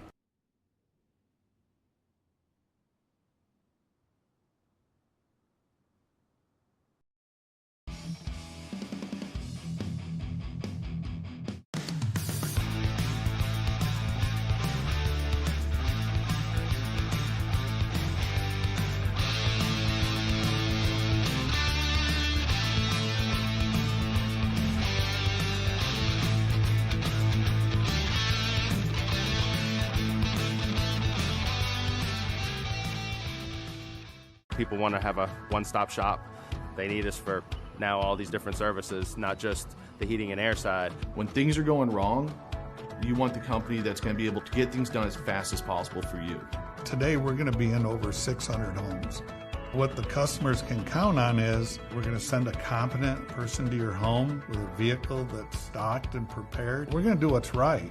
Right now, we're waiving our $79 service fee with any Cool-Ray, Brightbox, or Mr. Plumber service.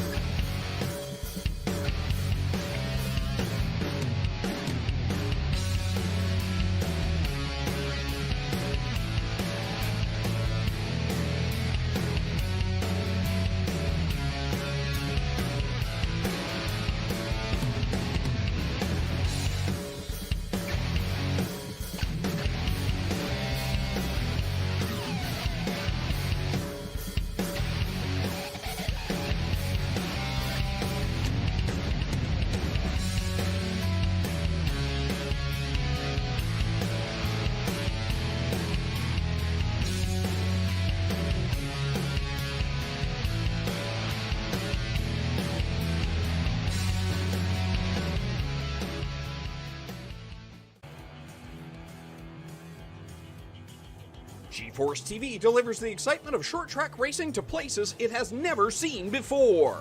With dynamic production elements and state-of-the-art technology, GeForce TV proves what the racing community already knew. Race fans are plentiful and they are hungry for excitement. Last year, GeForce TV streamed over 250,000 hours of intense racing action for fans all around the world. Nearly 750,000 fans viewed our streams and on-demand videos. By the end of the racing season, our subscriptions rose more than 400%. What does all this mean for you and your business? Motorsports marketing in Canada has never produced such amazing and measurable results. Cashing in on the benefit of motorsports marketing is easier than it's ever been. Work with a team, work with a speedway, work with a series, or join the excitement directly with us at GeForce TV. We are excited to see you all back at the races. But until then, see it all on GeForce TV. Subscribe today for free at GeForceTV.net.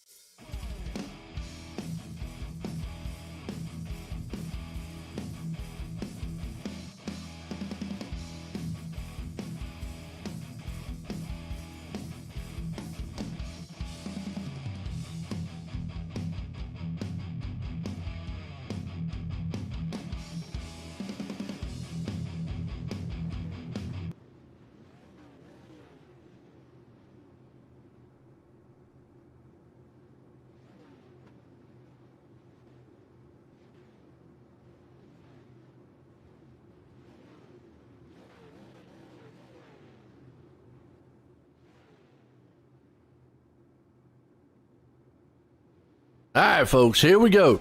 Toilet Bowl 100. So, and no, we're not going to say the race is going to end up like a toilet bowl. Hopefully not anyways. 100 laps, though.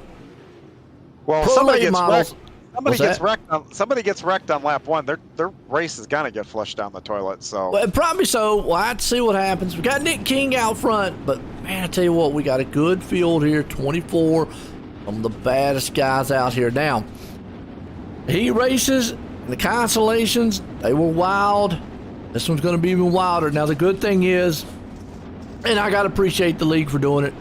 I don't really think they were thinking about me at the time, but I'm going to say that they were thinking about me at the time was 100 laps. The caution laps do count.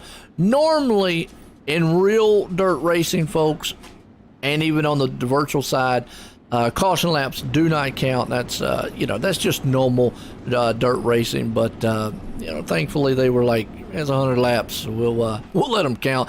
But we do have the green, white, checkered. So this thing should go green or finish green. So we should have a green flag finish no matter what happens. So there we go. So at least it's not going to be an end under a caution and be like, oh, well, we just ruined it at the end of it. A great race could be ruined or something. So definitely can end under green. Pace trucks in. Here we go. 24 Coast2Coast Racing League's drivers. The green flag flies. It's going to be some mayhem back here. These super late models. As you see, Nick King gets a good jump there. 4 wide already. About mid-pack. You got Smith. And we got a car out and about. John back there in the back. Unfortunately, got a little bit of tag on the side. Oh, Cody Terry and company now going to duking it out. That's when the guys from the Pro Late Model League. They're back there around about 13th place spot watching this good battle back there. We got Shaster back there along with it with Lester and company. So guys are getting a little bit spread out. The dirt's starting to fly. You got the dust in the air starting to fly. Can't hardly see a little bit. Let's go back up front here. You got DC Smith there. Oh, car off the track. That's Tater Williams. Way off the track and the yellow flag's out. And I got a feeling the only reason the yellow flag's out is because he might have stopped up there. Yep, stopped up the very, very top where that flag is. But good start to everybody there. John, how bad is it back here in the back? It's horrible. I mean, it's You know, I checked up a little bit so I didn't hit the guy in front of me. The guy behind me just accordion, just, you know, plowed right through me. And I mean, not his fault. It's just what happens when you're in the back here. You know, you can only see a car or two ahead, and somebody gets in trouble and the checkup starts. So how's the dust? That's another thing. How's that dust back there? We haven't gotten going good enough here for me to know yet. Okay. I've been down on the bottom. Most everybody else has been up top. So I haven't really had the issue there. So that port I can't report back to, but I could see it flying in the air. I look out. Yeah. It seems to be The everywhere. broadcast side, that's why I was asking. It looked like it was flying up a lot there, and I know we've seen it in the past. I didn't know how much visibility it was, so good to know that it's not affecting you yet, but get some green flag laps in. It might. Looks like we're going single file this time. And, well, lights are still on pace truck, so it might go single file. Let's see. Oh, we'll double. Okay, cool. Well, Nick King still holding on the top spot. Brandon Combs there in second. Doug Lester hanging on the third. Show Block right there in the fourth place spot. DC Smith on the fifth. Yes, here we go. Everybody's going to line them up 2 by 2 all the way back. They were 3 and 4 wide back there, folks, early on. Loved it. Pace trucks in. Here we go. Nick King and company. Green flags flying. Boy, King almost checked the field up there. That thing wouldn't go for some reason, but here comes Combs to the inside. Oh, Combs got sideways, and he got hit. That's going to put DC Smith upside down. Bunch of cars. Go back on the Malcolm Mills replay. Watch it one more time. See what happened up front. But Combs got sideways, held on to it, and then DC, nothing he could do. Just had to check up from there. Car behind him. And you see a couple other ones flipping upside down. Just kind of a chain reaction from there. Wow. Yeah, that goes back to what I said, the chain reaction. I mean, one guy has a trouble. We had on the start there. Somebody on the outside just absolutely didn't go. And once you got 3 or 4 cars, maybe, or even 2 or 3, I don't know who it was, but whoever didn't go. And now we're stopping here on the backstretch. That I don't know why, but waiting for the pace truck. Yeah. Pace truck's been awful slow. Normally kicks it in high gear, and here he comes. Yeah. Little pace truck's just being all slow. Yeah, this little car is already beat up pretty good here, so yeah. You got up to 13th though. Yeah, we'll see how it dries after this. Hopefully, I don't have to come in on the next caution and get a repair here. So well, it looks like you got into one of the cars there. Just unfortunate, just kind of one of those accordion effects. Nowhere to go, really. I mean, nothing you could do on that one. And that's what makes it hard, about being in the back. And remember what I said too about, it's funny. You race harder back here than you do if you're running one of those top 3 or 4 spots. The good news is here we're going to go single file here on this start. Mm-hmm. So. I think that this should help probably get some laps in here and maybe not jumble us up. So we'll have to see how turn 1 goes here. We'll pull the belt straps tight here and get those elbows out. Pace truck's in. Here we go. Single file. Nick King company up front. Lester's there. Green flag. King gets a good jump on him. You got Show Block right there in the 3rd place spot. He's going to look on the outside. You got the 22 there, Bender. He's on the inside, so that's a battle for 3rd and 4th place so far. As Combs right behind then, Schaefer and company in with them. Battle's on for 3rd place, though. Bender's there on the inside. He's going to drive it down low. Show Block gets in the back end. A little bit of a Lester's King for the meantime out front. Yellow flag. I am not sure what happened on that one. Well, somebody just came back up on the track out of pit road and maybe clicked the letters on us up there. But nonetheless, under caution.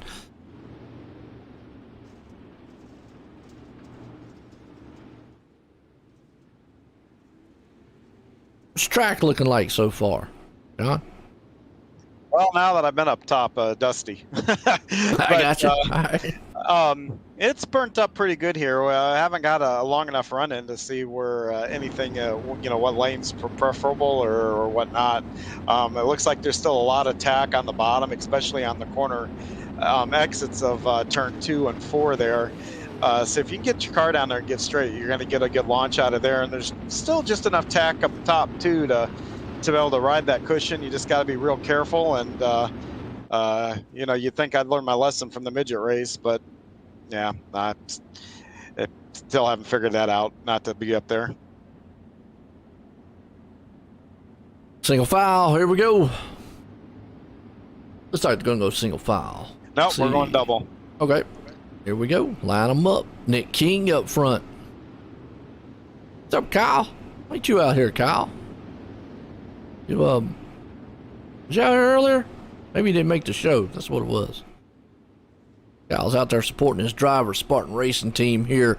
As old Nick King up front. Lester there along in second. Blender hanging on to, I want to say Blender, I don't know why, but Bender hanging on to third. Joe Block up there in the third place spot. Green flag. King gets a good jump out front. Boy, they're almost 3 wide for the third, fourth place spot. Bender, man, he threw that thing in there hard. 4 wide for second. That puts his Show Block. Bender Combs. Well, something's got to give up there. Show Block, he takes it to the high side. Bender down in the inside. They're crashing and wrecking in the back. And yells out. Should be Doug Lester. Let's go back on the replay here. I mean, they were 4 and 5, or almost 5 wide up front.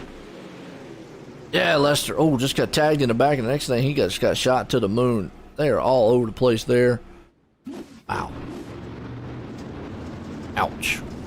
Yeah, how you doing tonight, Kyle? And you know, the thing is too, these starts, you know, I'm not even a full throttle, and I think that's some of these guys. I think the throttles are different depending on where you're at here. You know how much you're getting into, and I think that's makes it real tough here on the starts for guys to you know guess what the guy in front of them is doing. I think that's why you're seeing a little bit of the stack ups. Hopefully we can get some green flag racing in here and get a little spread out. But remember earlier how I said, you know, got better things to do and then whatnot. See, Kyle's supporting his teammates. See, he had better things to do. He said, I got better things to do. Well, he said he's kind of taking it easy this season and probably just running the Thursday nights. And I know I've seen him out there the Thursday night several times. So, yeah, good to see old Kyle. Like I say, out there, supporter of his teammates there, Spartan Racing Team, as a lot of the owners do throughout the series here. A lot of great teams here tonight. It's Nick King, the man out front controlling this field so far. Well, folks, you know who your favorite drivers are out there. I know, Kyle, you're going to say anybody from Spartan, so there you go. And I know Debbie and company out there, they're pulling for Nathan and Nick King. So got King and Hall, they got their fan club, but maybe any of the other guys out there pulling from the other league that's here tonight. Was the Pro Late Model League out there. So if you're watching, a family member or something, definitely let us know here with the Coast to Coast Racing Network and over at OSR Network on YouTube and Facebook. As always, here we go. Pace trucks in, Nick King, Show Block right there sitting in second. Bender hanging on the third as the green flag flies. Them cars just bounce a little bit as they get going. You got Schaefer. The battle's on again for second, third. Holy wow. Show Block pulls a slide job move on Nick King. He definitely has got it in his name, Show, and he's stealing the show right now to the high side. But unfortunately, King says, you look good, but that's why I got King on my last name, because I'm a King here in a Pro Late Model. So, Show and King definitely right there, battling back and forth. Show Block takes it back to the high side, takes the lead. Nick King falls back to second. Bender holds on to third, but down low, here comes Bender again. It is heating up. You got, well, what was 3-car battle. Now you're about to get about a 4- or 5-car battle for the lead. These guys are tearing the top side cushion up. Show Block still leading it. King right behind him, but down low, Bender. But behind them, 3 wide, Lester, Schaefer, Combs, and company. All right there is hanging out with my wife and daughter. Well, hey, what's going on? That's awesome. What's up, wife and daughter? How y'all doing? Not my wife and daughter, but Kyle's wife and daughter. Show Block still leading this one. It is still heating up for the battle for second place right there with King and Bender. And those two guys will not give an inch on each other. King taking the top side, Bender down low. You got Schaefer right there behind them, tearing it up. Combs here right along with Lassiter sitting here in the 6th place spot. Justin Sick, though, don't count him out. He's back there, too. He can close the gap on them with Kyle Moonen. Let's go a little bit further on back because you got Nathan Hall and company back there. Those guys tearing up. Uh-oh, crash up top. Go back. We're still green, though, but Bender blinked just a little bit up top there, and Showblock still leading this one right now, so Bender's still taking that top spot. And, man, whoa, Nick King got up there, traded a little paint with old Bender. He got up there, gave him a little side rub, and almost knocked him over the edge of the cushion as Bender's taking the top side.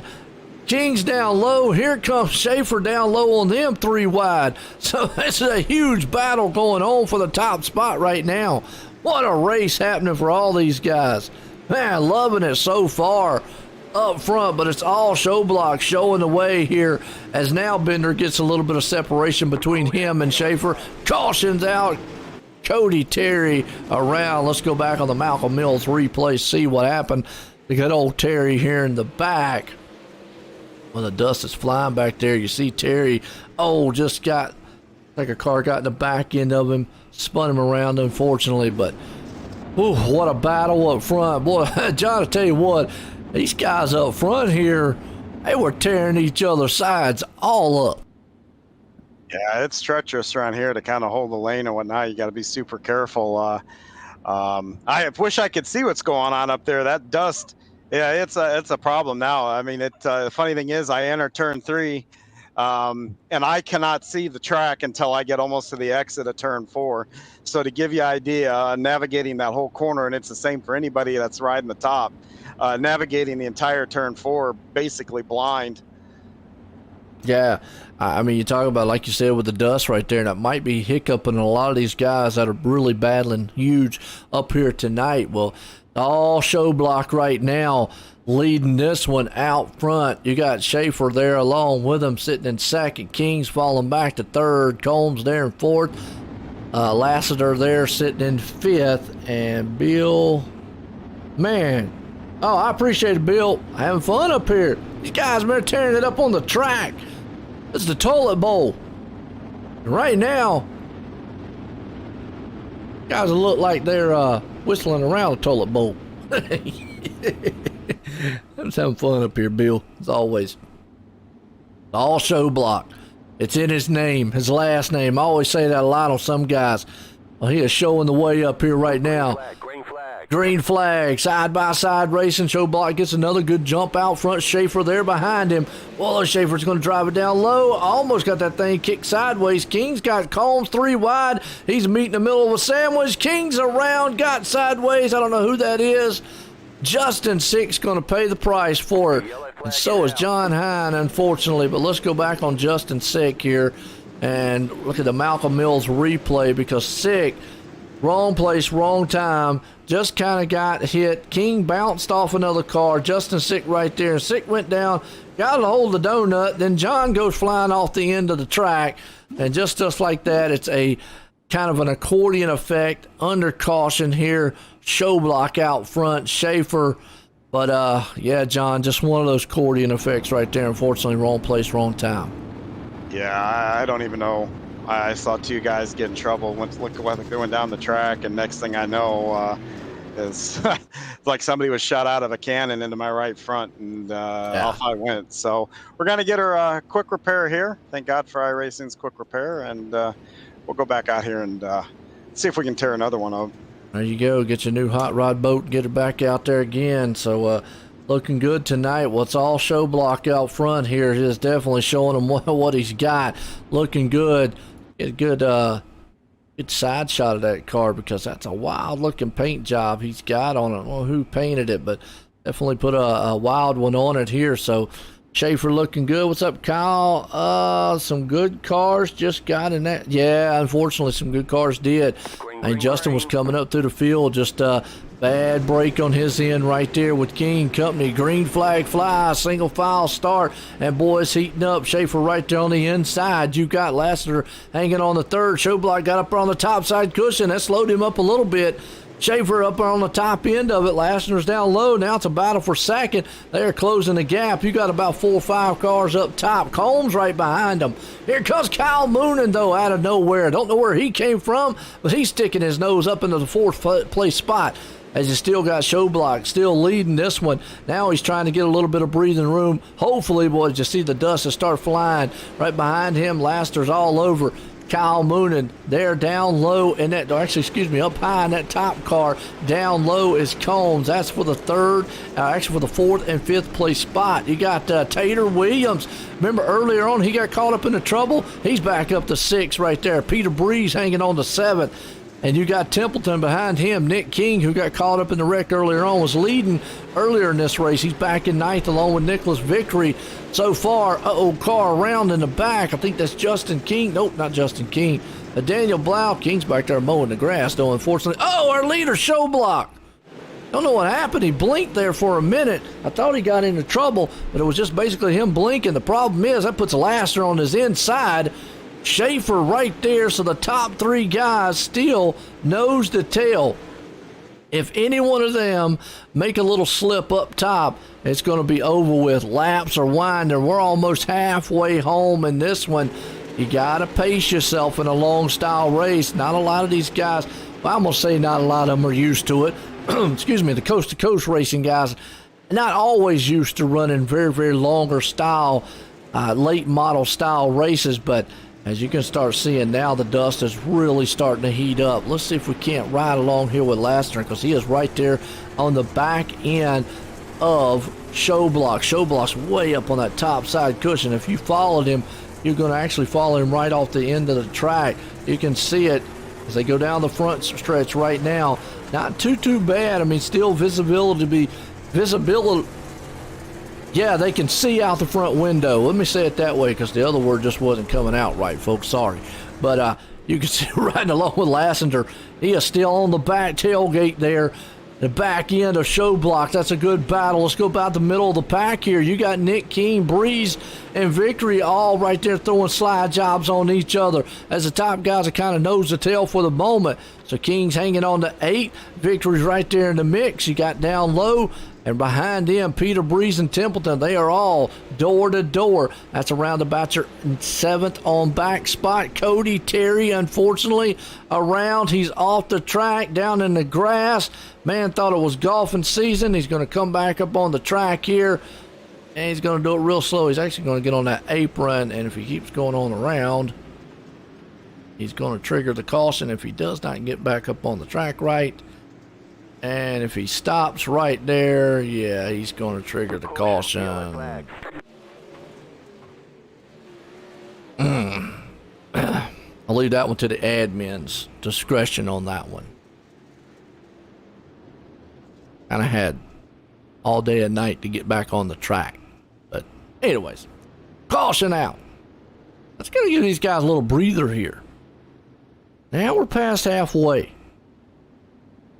How you feeling out there, John? Frustrated. I'm used to caution laps not counting, and I lost a lap to go get my car repaired. So, my night's flushed down the toilet, so to speak. In the toilet bowl 100.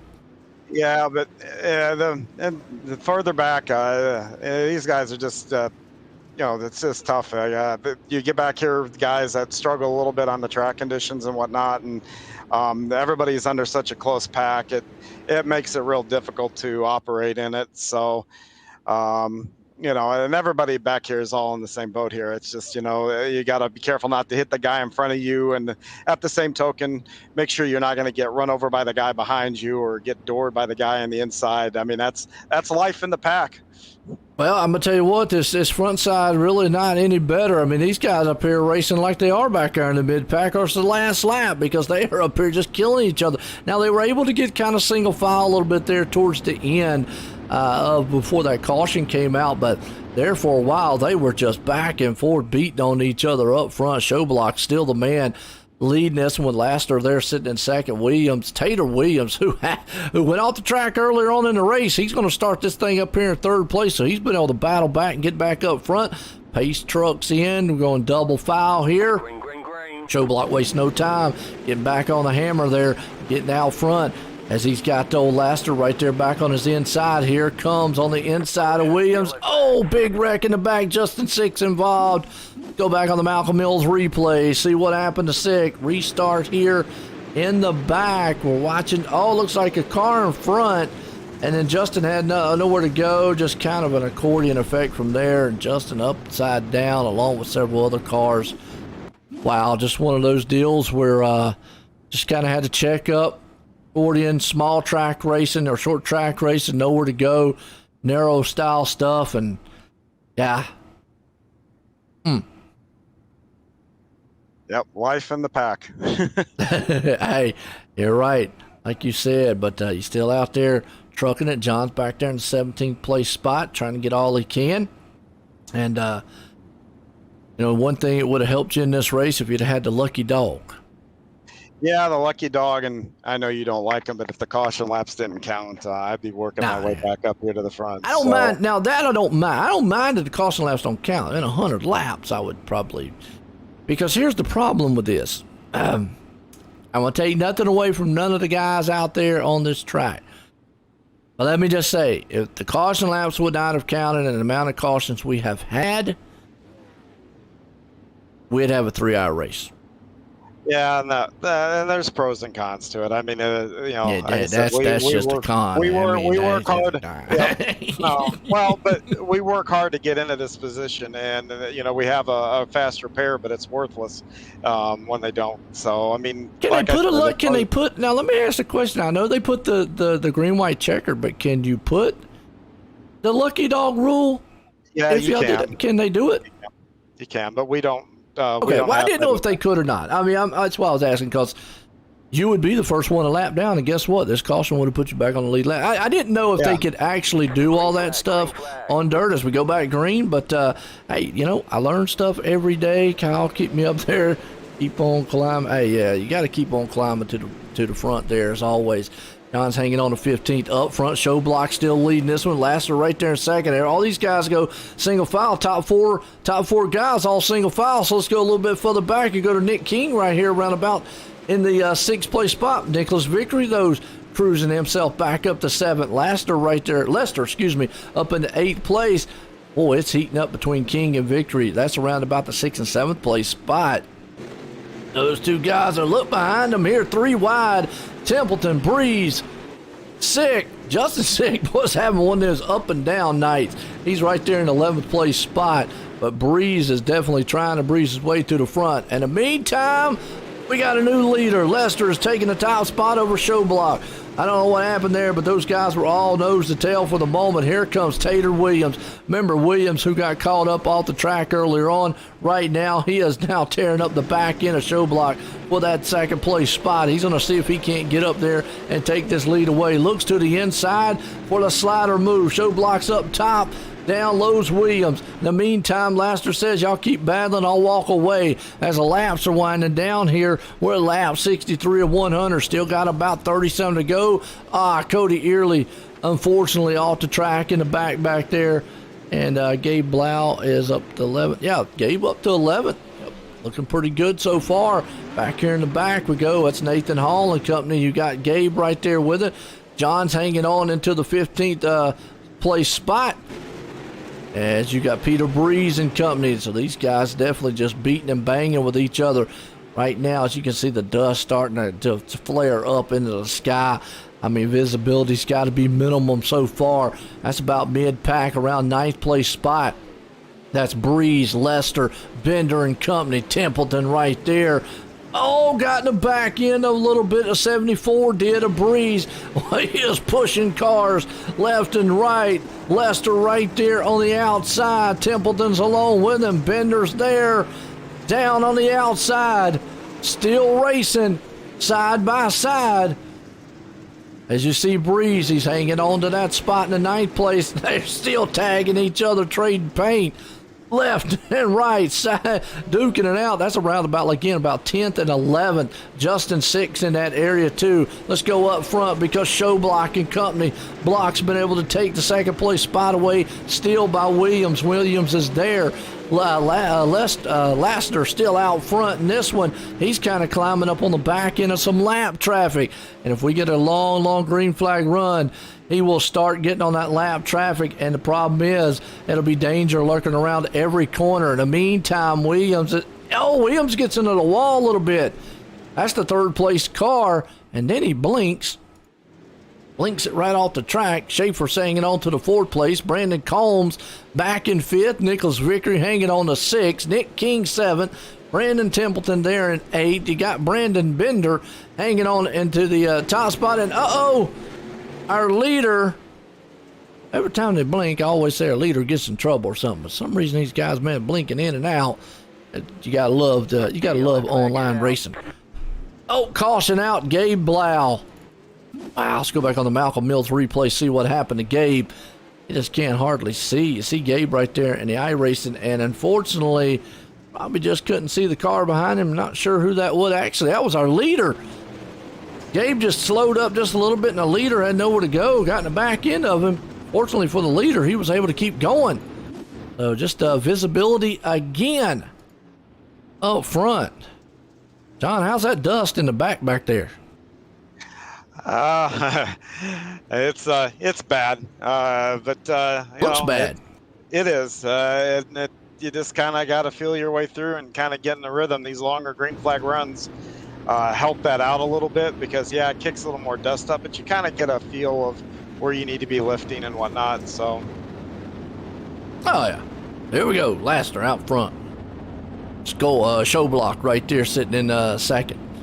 Williams hanging on to third. And I know Lassiter probably did not want to see that caution because he had a huge lead and was climbing away from Showblock and Williams. And Hader Williams actually did an outstanding job early on in the race, kind of ran off the track. We've seen a lot of guys here at Lernerville. It's real easy to do. You get up on that top side cushion, next thing you know, you're over with. I was around Tater for a while before I got caught up in that one wreck, and he and I both were driving up through the field pretty easy. So he's going to be fast. I don't know where he's at, but he's one I'd keep my eye on. Third.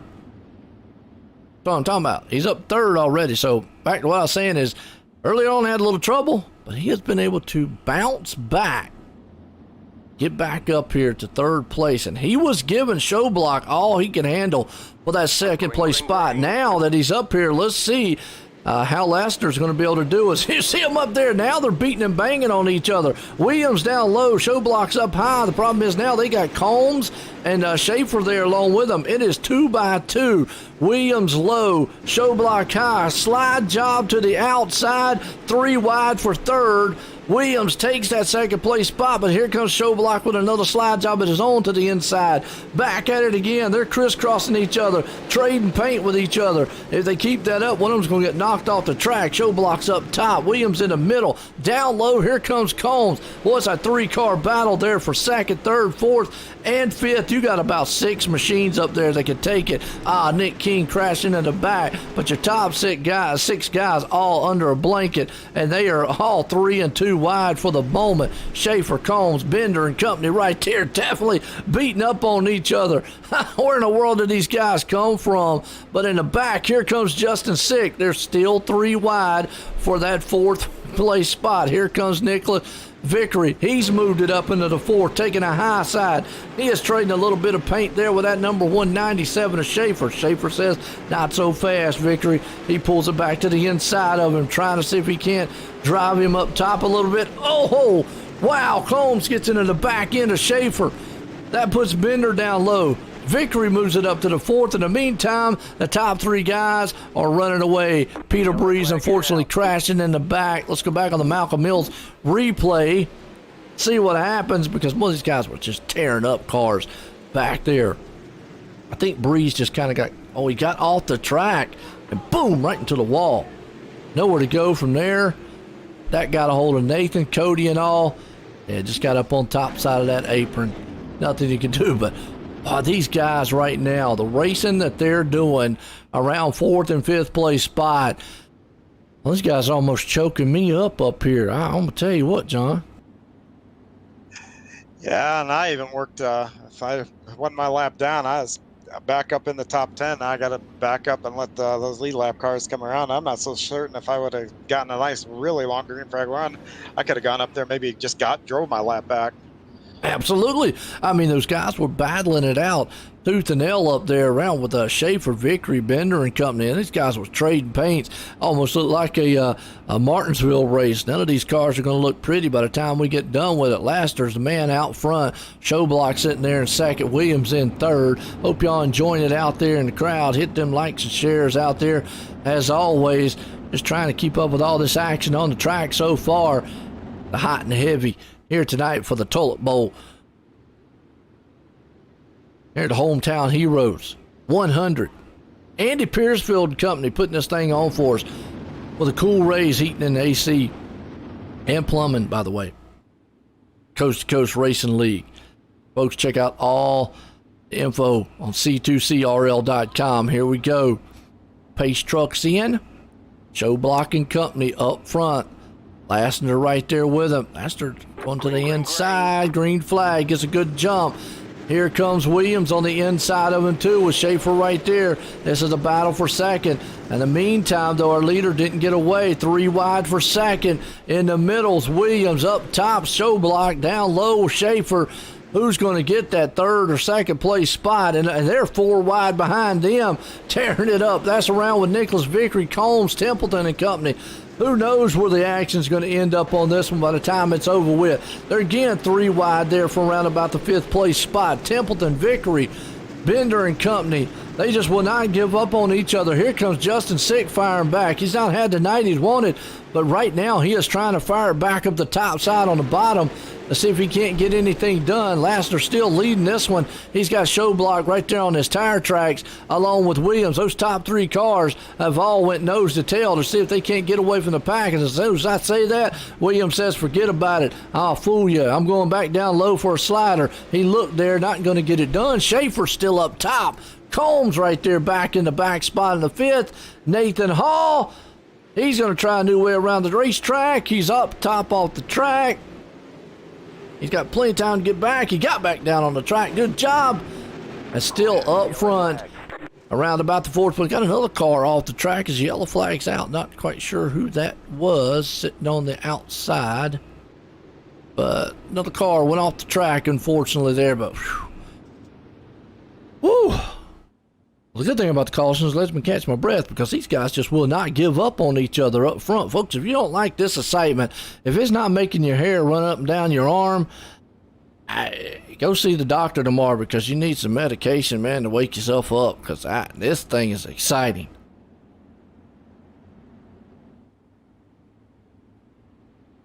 Got up to 12th, John. It's about the best I can do. It's just the first guy I lapped down. I got a much faster car than that. But that's just sometimes how the cookie crumbles. Hey, you could crack top 10. This thing's not over with yet. You know, get another caution here. Guys get in trouble. Just never know what's going to happen here on this dirt track, especially with the way these guys are racing up front. I mean, I'm going to tell you, it's wild. Yeah, they are crazy. And I normally don't like racing lead lap cars when I'm a lap down. there's an etiquette there, but I've got Randy Shrees like a car or 2 behind me, and we're running for a position. So I've got to go, and then that's gotta do what you gotta do.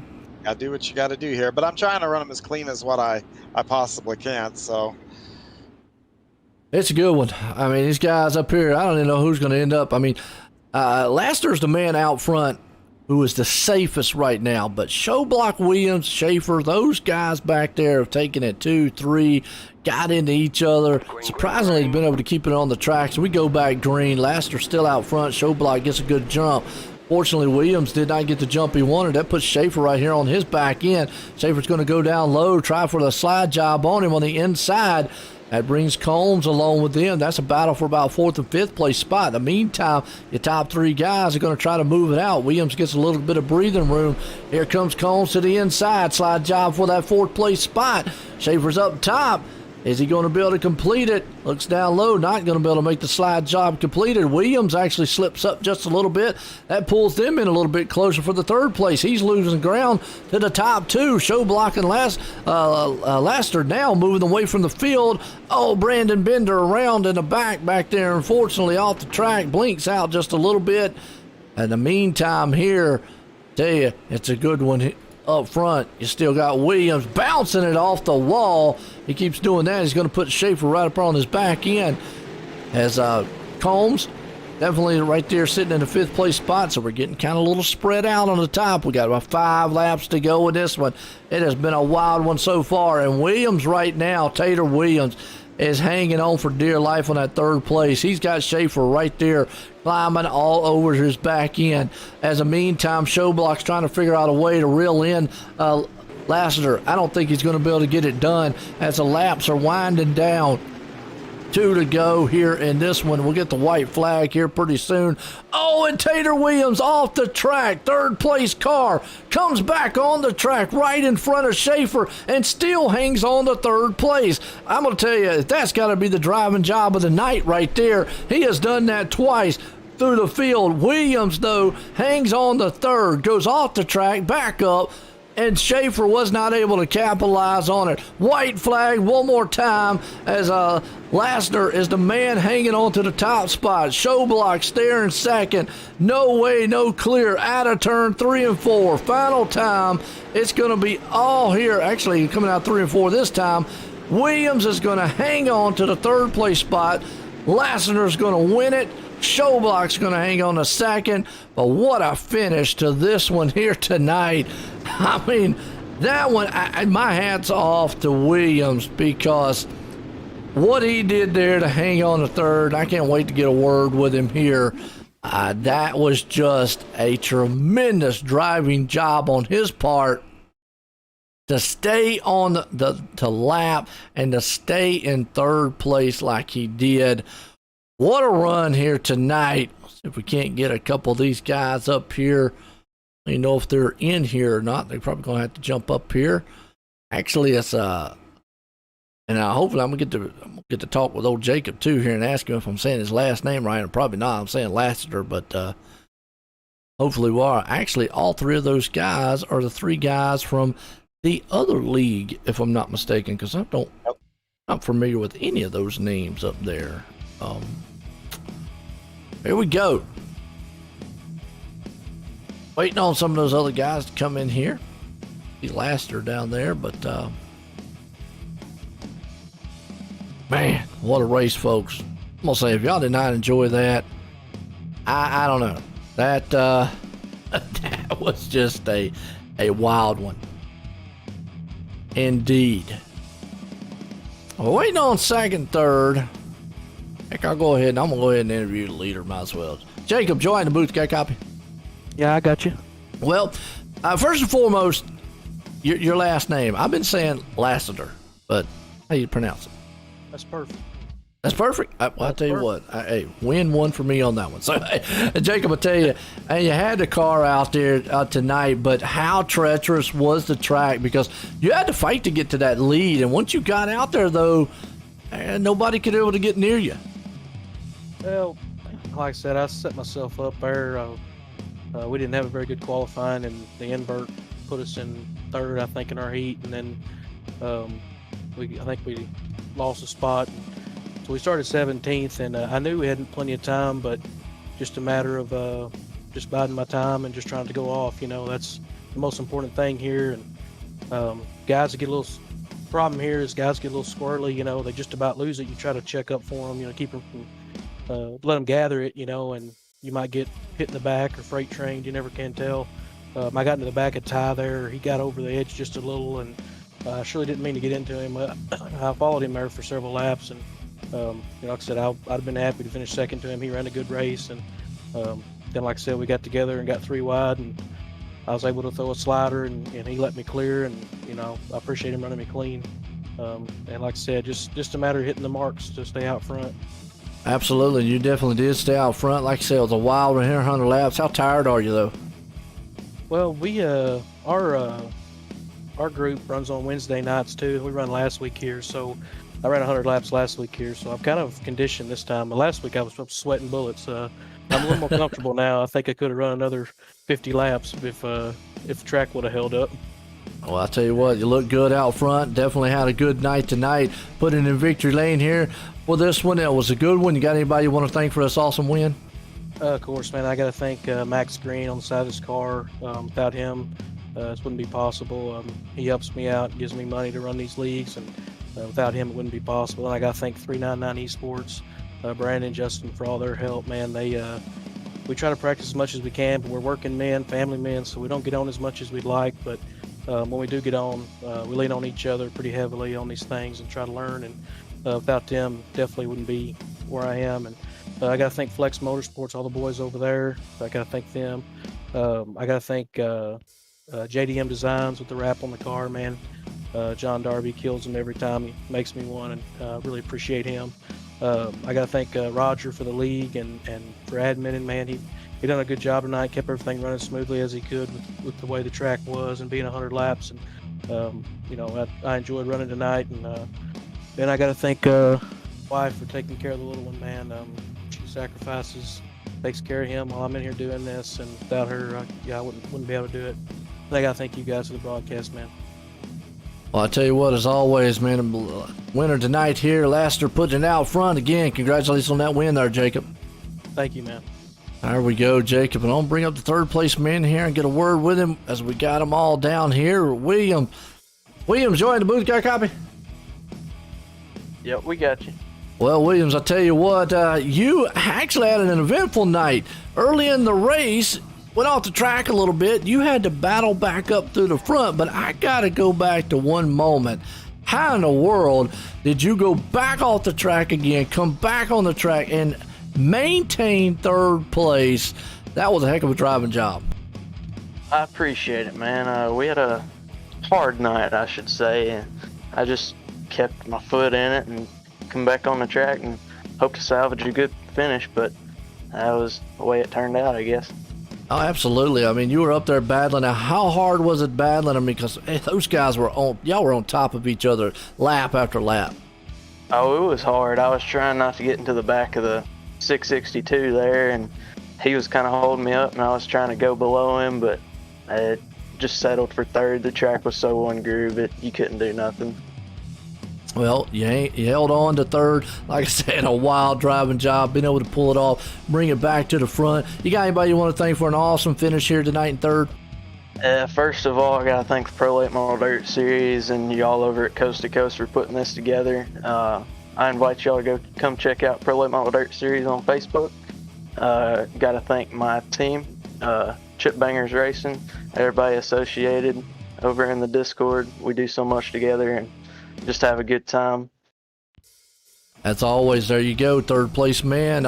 Taylor Williams bringing it home here tonight. Well, this guy here, Ty Showblock, almost stole the show here, but came up a little short. Show, go ahead, the booth, got a copy? Yes, I got a copy. Well, I'll tell you what, you almost stole the show here tonight, but was there anything you could have done to run down Lassiter up there to get back that top spot? Not really. I was running it as hard as I could. The whole race, really. I wasn't trying to be super conservative, but not too aggressive. I did all I could. He just outran me. Well, I'll tell you, yeah, definitely had a fast, bad machine and a wild paint job out there, too. To see that thing looks nice. But, well, you came home here tonight in second, but earlier on, I mean, you were leading a lot of it. I mean, tell me how your race was with the track, because there are a couple of times you had Williams on your back end. Yeah, this place, it just seems like you got to carry the momentum up top, and I was just trying to be as safe as I could, but like I said, also as aggressive as I could without running it off the banking. It's very easy to do here. Well, you held on to second place. Good run here tonight. 100 lapper here. Forcing the hometown heroes in the Coast to Coast Racing League. You got anybody you want to thank for a good finish here? My good friend Luke Gazarek, he missed the A, and he spotted for me a little bit there. Definitely helped me out. I'd like to thank my parents for letting me get this rig, let me race. Oh, absolutely, and they're definitely out there cheering you on. As always, the man here, Ty Showblock, almost stole the show here tonight, but came home a little short, but still good run in second place again. Congratulations there, Ty. All right, thank you guys. Thanks for putting this on.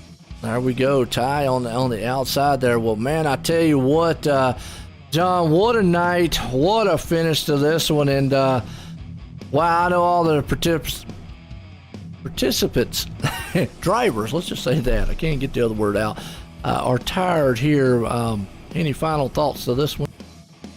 Oh, it was just a good race. I hope everybody that was watching enjoyed the show. And then I can't say this enough, but I want to thank the Pro Dirt Late Model Series for coming over. By all means, if you're listening or watching, go out to Facebook, find them, like them. They got a lot of good things going. I've watched a few of their broadcasts. They're, it's an outstanding series. Enjoyable to watch their features. I'm signed up for their fall deals, so it'll be fun to go over and race with those guys a little bit. So, and then they came in and dominated. So if we do this again, the C2C crew, I know Garmin, myself. We had some bad luck tonight. We're gonna have to figure out a way to pull Parker off the couch, and make this the better thing to do, and give those boys a challenge if we get another shot at it. Absolutely. Well, for myself and everybody here at the Cool Rays Heating and AC Coast to Coast Racing League, and for myself and John, everyone, have a good night.